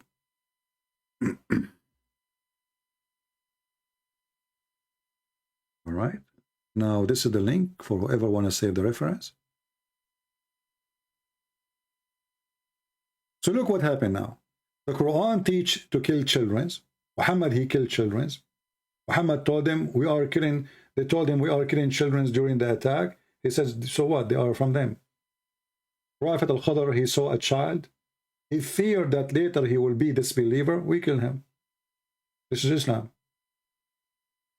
Don't the Muslim believe in the flood of Noah? He killed everybody. Don't the Muslim believe in the story of Sodom and Gomorrah? Hypocrite people, they have no dignity. And then we find that the same story of Samuel exists in their book. And the Muslim sheikhs are supporting it, and those are the companion and Muhammad himself. They love to lie.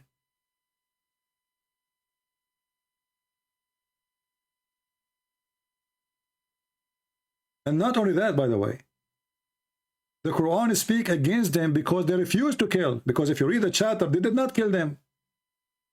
If you read the verses in the Bible later, you will see that he did not kill anybody. He did not kill the women and the children. I mean, do you see the stupidity? Their book condemned them because they did not kill everybody.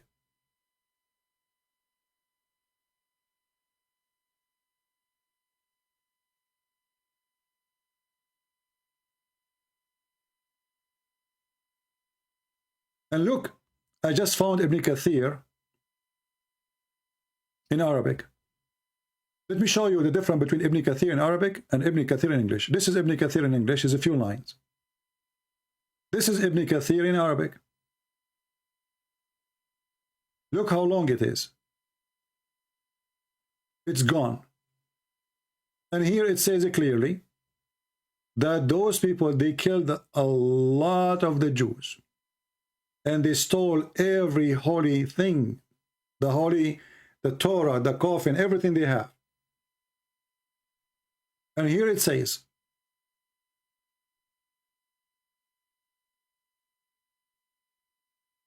and because of those attacks, they have nobody left descendant from the Prophet, except the tribe of Lawi.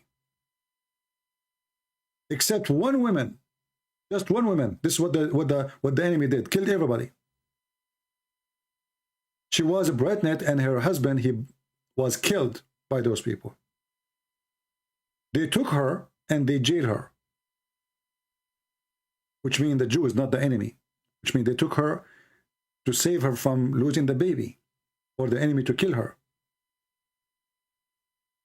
And they said, maybe God will send a messenger from her, through her, because she is the only one left. And Allah, according to here the story, Allah, he listened. And she called him Shemuel. How the Muslim, they come with the name, don't ask me. They have their own names.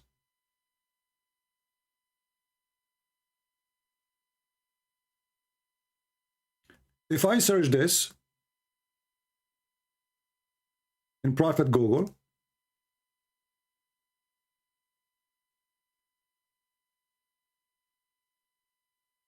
This is Ibn Kathir, which is not in English. Ibn Kathir, variant number 1, page number 308. Why all of this is not in English? Look how long the interpretation for one verse in many pages. We cannot find any of those things in the English translation. Translate.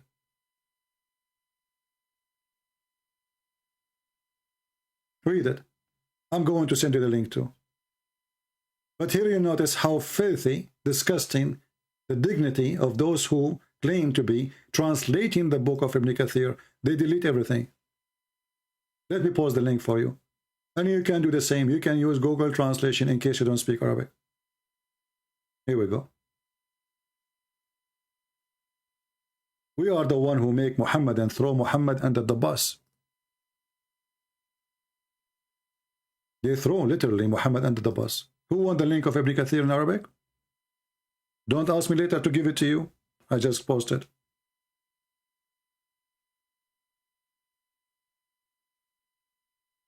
So here you notice that the Muhammadan scholars, the campaign of Muhammad, they are defending what Samuel did.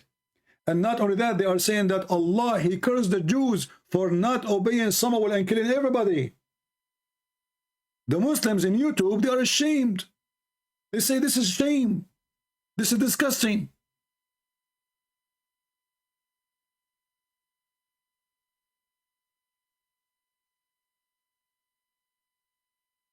Do you see the hypocrisy?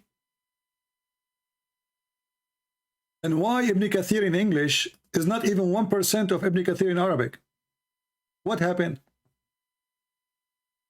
How it becomes so short? Look how long here it is. Interpretation of Ibn Kathir, part number 1, page number 308. Look how long it is.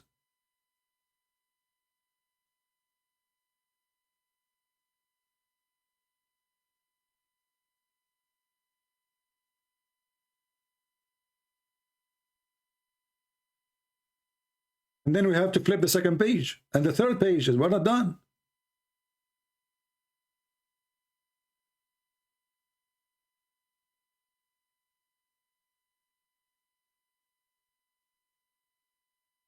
And Allah supposedly is angry from them because they did not carry out the attack as He ordered them. While they promise we will do it, how we will not attack those who killed our children, who took our women as captive, who took our land, who took our holy Torah.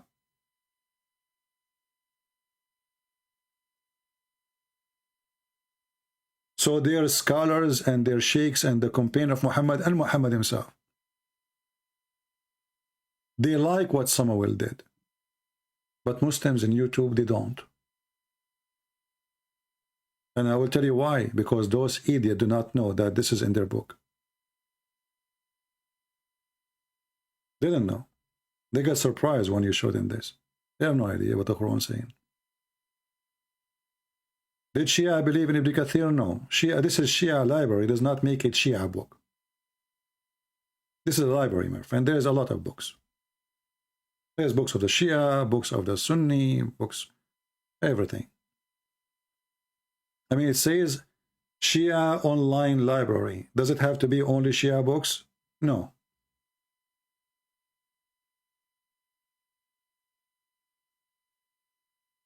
Do we have any Abdul? I hope people are taking reference. If somebody mentioned to you first Samuel, which chapter you mentioned to him and get him busted? Do you remember now which chapter we are talking about? What chapter?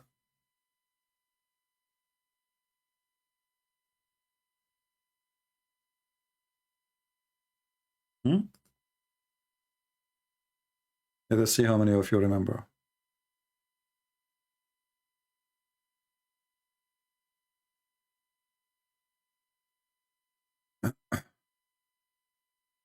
Yeah, we played the video already about that. You are too late, Rob Christians. We played that a week ago, 2 days ago. We have it here on the screen still. This person, he exposed the Muhammadan, he exposed their lies about Jesus have the knowledge, and the Muslim, they change the Quran. But someone put in the diacritical marks instead of alamun ain alif lam alif nun dhamma alamun put ilmun instead of alamun ain kasra page. So they see, they say that the Quran is preserved, but there's a huge difference between knowing the hour, he know the hour, and knowing the hour. There's a huge difference. So they deleted a letter. This is what the Sheikh is saying. But someone put in the diacritical marks instead of alamun ain alif lam alif nun dhamma alamun put ilmun instead of alamun ain kasra page. So they make it وَإِنَّهُ لَعِلْمٌ لِلسَّاعَةِ. So someone did some, dal mein kuch kala hai. Someone did that with these diacritical marks. Someone. And this is wrong. I'm saying that human beings, when they put in the diacritical marks, made a mistake here. Maybe it was done deliberately, maybe it was done accidentally. But someone put in the diacritical marks instead of alamun ain alif lam alif nun dhamma alamun put ilmun. Any Muslim have an answer? Again, just to remind you, YouTube sometimes don't send, actually most of the time don't send notification. So don't forget to subscribe to our Patreon if you care to subscribe. And you do not have to donate, but for sure if you support, that's even better. But most of you don't care, and we understand. But in case you want to receive notification when we go live, Patreon is the best way to receive it. Do we have any Muhammadan? Who is the second victim? Who is going to be the second victim? We Christians, we don't, and we are not ashamed of our book. It's you Muslims who throw your God, your prophet under the bus, and specifically under the bus of a Christian prince. Every single one of you, when he called me, the first thing he say, oh, I don't accept this hadith. You are throwing your prophet under the bus. All of you. You will not find a single Christian saying, I don't accept what Paul said, what Peter said, what John said, what Jesus said. You will not. You are ashamed of your prophet.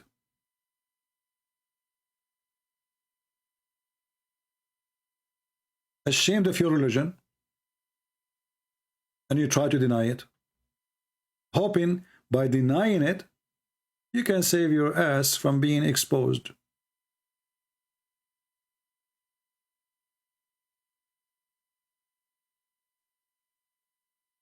Any Muhammadan have any comment?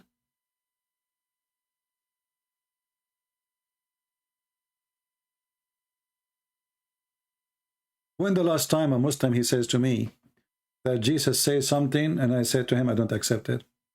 Never. And how many million times we say to Muslims, Muhammad, he said something, and they don't accept it. So, because they are ashamed of their prophet, they try to throw the words of their prophet Well, if you're ashamed of him, you better replace him with somebody else. Go to eBay and order a new prophet. Someone who, you know, you will not be ashamed by.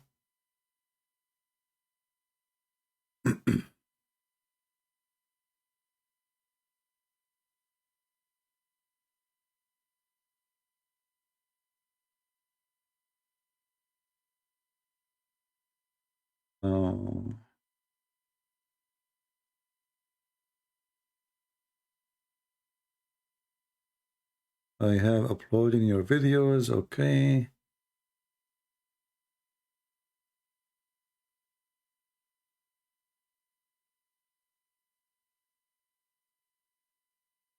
My friend, don't send me those text messages in Skype because they are meaningless. I do not need to support channels. Christians who upload my videos, you know, you do not need my support, my friend. People will come and subscribe to your channel. What I would do? Give me something serious. Do we have any Muhammadan?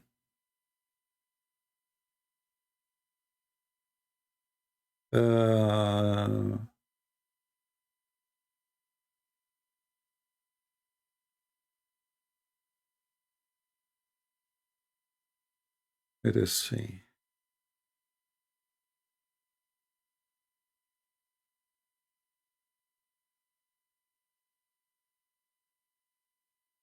Okay, how to share somebody? Share contact.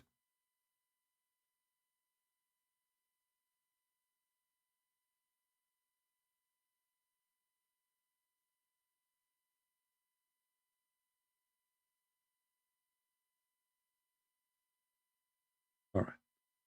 Any Muhammadan?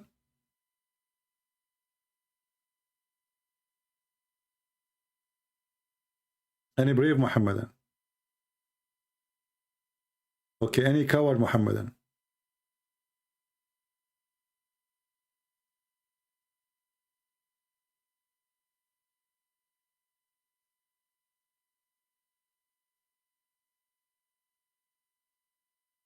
No coward Muhammadan, no brave Muhammadan. The only one who called us today is just a bunch of kids.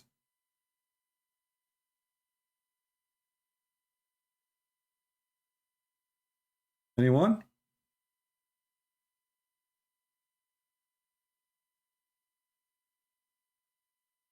Why you don't talk about mass murder God was in the Old Testament? You donkey, Dr. Hamza. Okay, Dr. Hamza, why you don't call me so we can talk about this topic? Especially you are a doctor. That will be a pleasure to speak to someone who is educated. People, do you think that this person who called himself Dr. Hamza, do you think really he is a doctor or he is a donkey? He don't mean to say doctor. He want to say donkey running.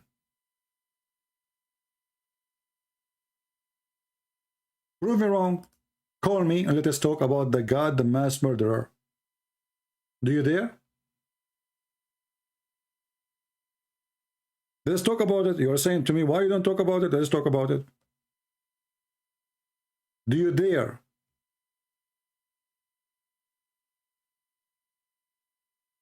Coward. You are not Dr. Hamza. You are Sister Hamza.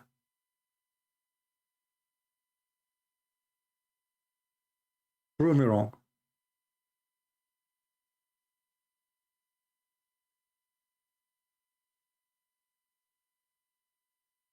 Are you there? So, should we call you Dr. Hamza or Sister Hamza? If you are a man, call me. If you are a female, don't call me. I don't want to talk to you.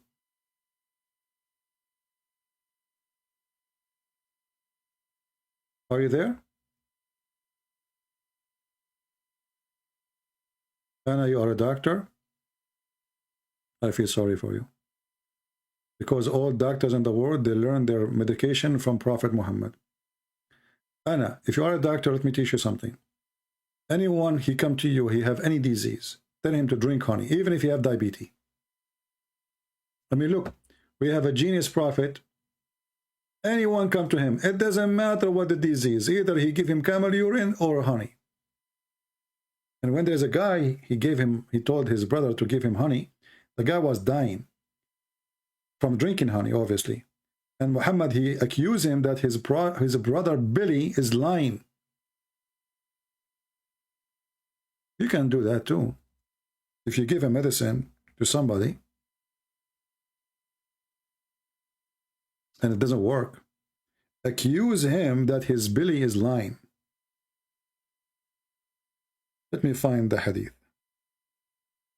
And the Muslim, they claim that after that, this guy, he was recovered because he never came back. Obviously, he died.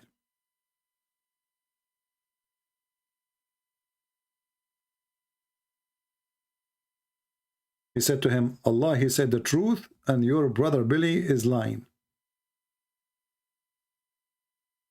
Can you believe it? Dr. Muhammad. If we show them this hadith, the Muslim, they will throw Muhammad under the bus.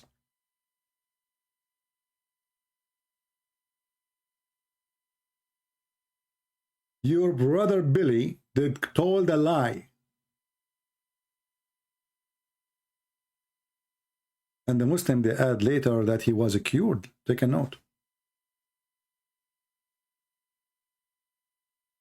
Your brother Billy is telling a lie. Are you there, Dr. Hamza? Can you call me and let us see if your Billy will tell me a lie?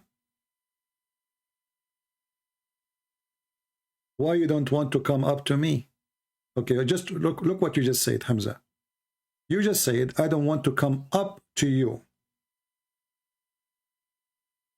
You just admitted that I am up and you are below.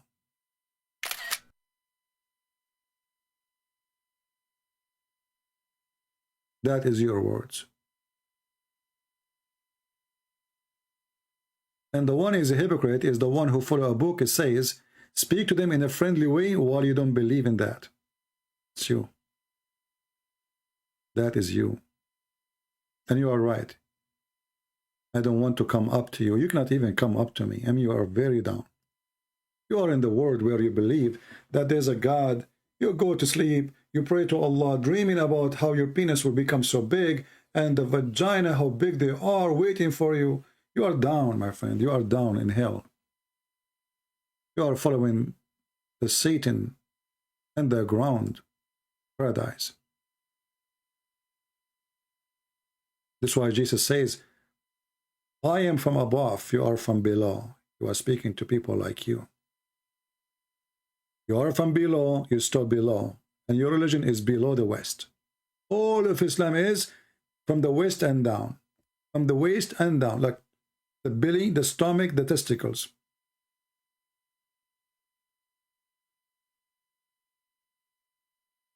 Do we have any Abdul besides Sister Hamza? May Allah bless her boobs. I mean, let us talk about the mass murder in the Old Testament. Well, isn't it you Muslims accept every story in the Old Testament, you coward? Isn't it you Muslims, you teach the story of Sodom and Gomorrah, mass murderer? Isn't it you Muslim who believe in the story of Noah, mass murderer? Isn't it you who believe in the story of Muhammad killing all his enemies? Doing a cleansing for the Jews and the Christians from the Arabian Peninsula? Coward, hypocrite. I bet you this is the same guy. You know, he changed his name. Anyway. Leave Sister Hamza alone.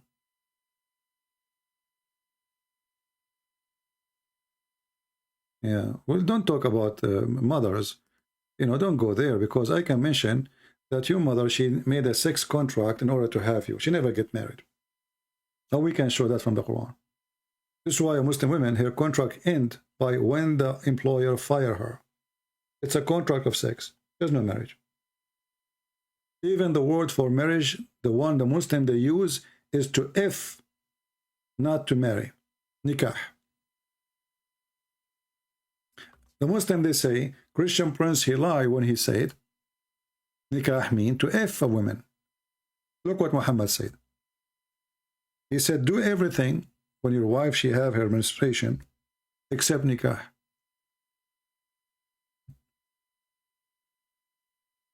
So if nikah mean marriage, why Muhammad saying to his wife, to his men, do everything to your wife except nikah?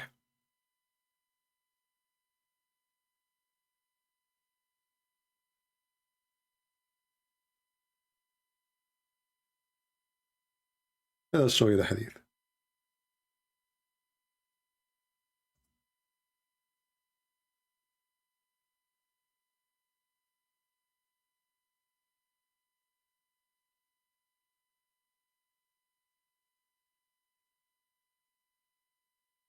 See how easy to get you busted? Your religion is a religion of the effing.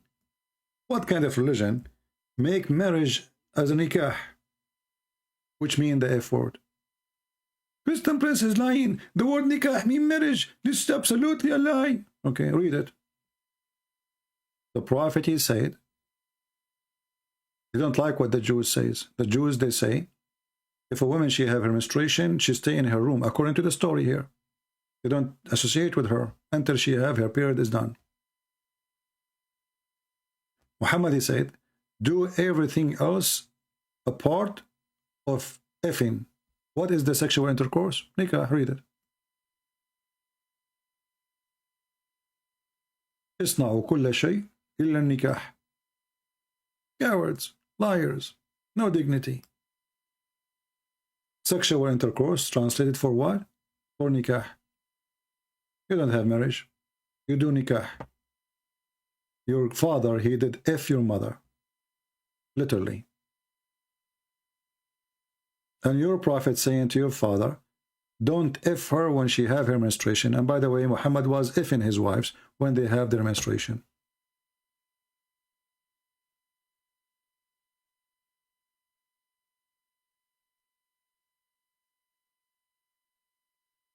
And there's a hadith, one of you posting it in Arabic. Man yankah yado. There's a hadith says, cursed is the one who do nikah to his hand. Mal'unun naikuhu yado. Have you ever somebody marrying his hand? If the word nikah mean marriage?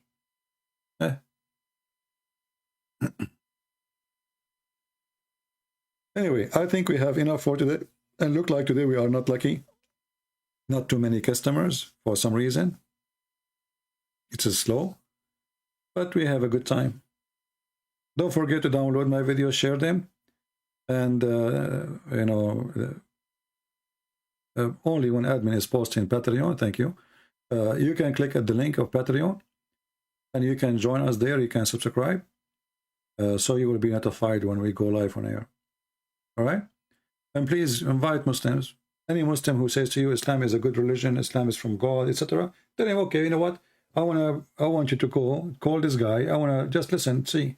Maybe you can convince me. If you can really prove this person wrong, you know, and you were convincing, you know, we will see. Just call him. So encourage Muslim to come and call us. And this way, Christian learn how to refute the garbage of the Muhammadan, and we save the Muhammadan from the stupid garbage of Muhammad. We don't hate the Muslims. We don't want you to hate them too. We are here to save everybody. Christians, non-Christians, Muslims, Hindus, Buddhas. Because Muslims, they spend a huge budget, billions of dollars every year.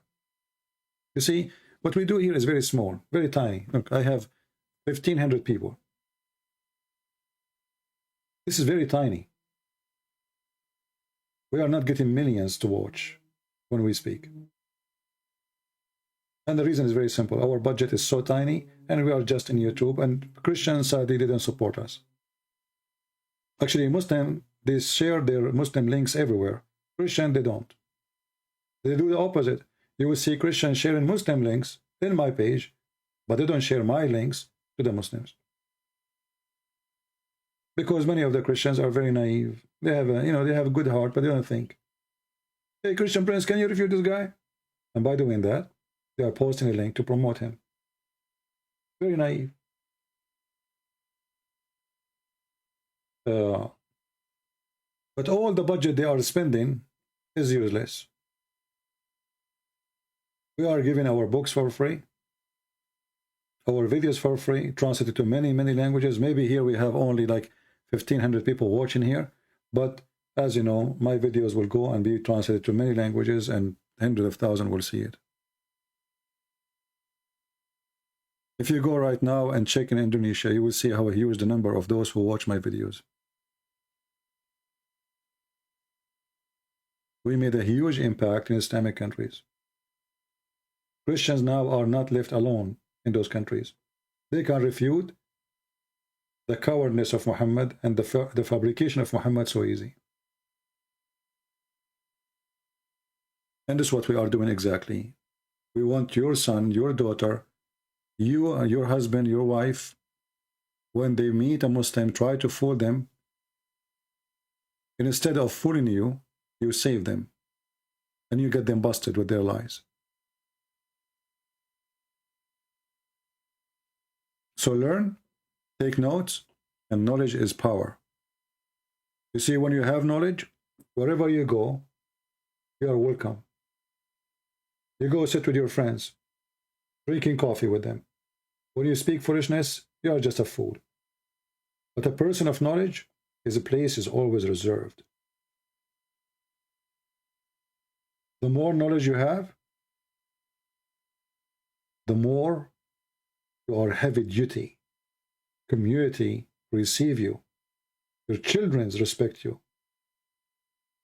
A person whose mouth is filthy, he keeps saying the F word about everything he say.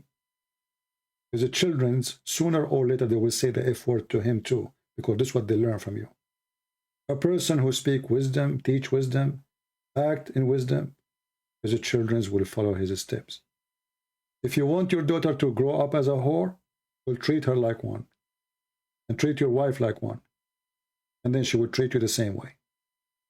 If you want your daughter to grow up as a decent woman, good woman to you, to your wife, treat your wife in a decent way, or you are the best example of everything, or the worst example. If you want your children not to speak loud, filthy, bad language to you, well, don't say those words in front of them. And respect their mother, and the mother respect her husband. If you want to be something, not an insect, because many, sadly, they are a human, but they live like insect. They spend their life doing what insects do. They jump over trees, they eat the leaves, they damage the tree. Don't be that one. For this is your tree. And you are damaging your own.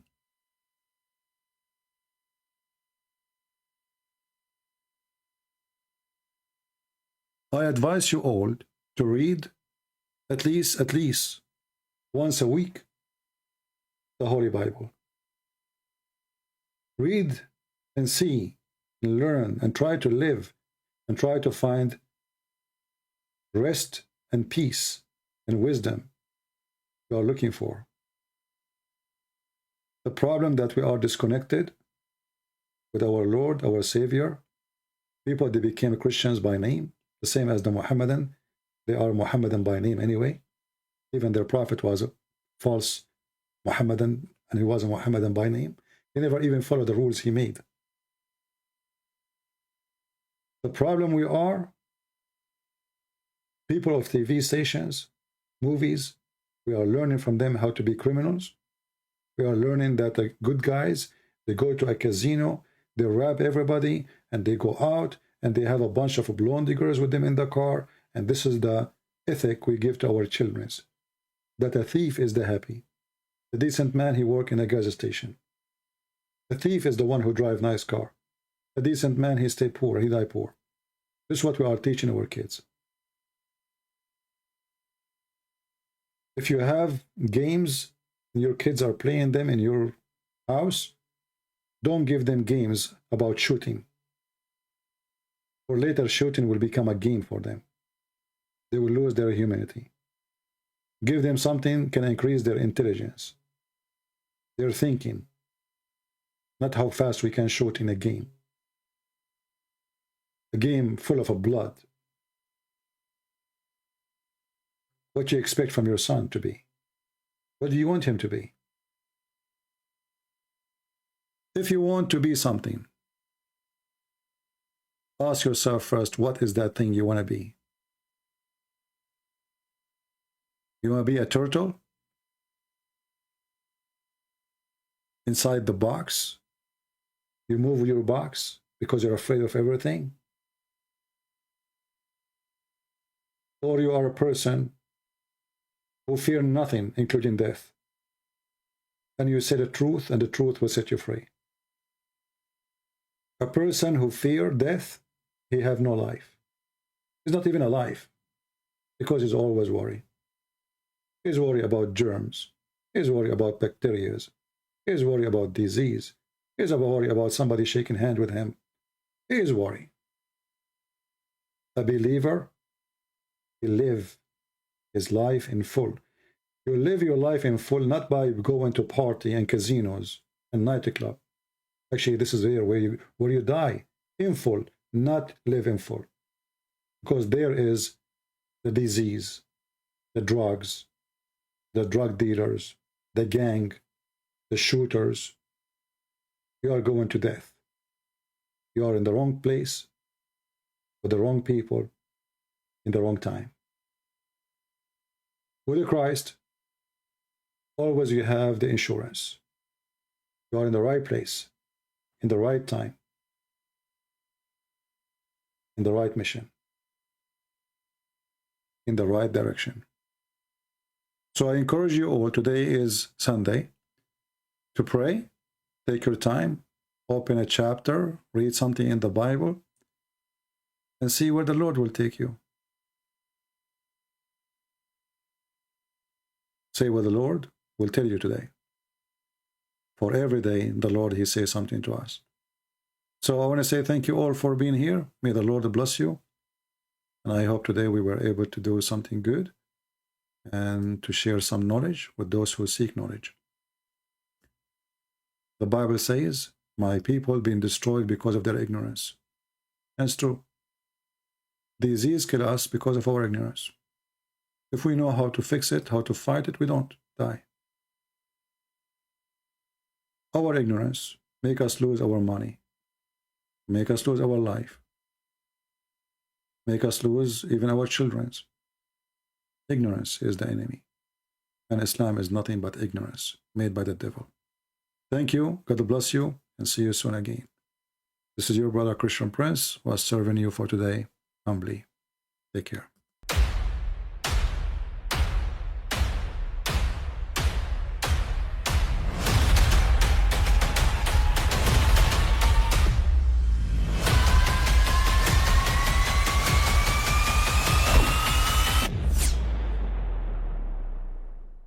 But I mean, again, he doesn't know who Gabriel is, right? Because he didn't come from an Abrahamic faith.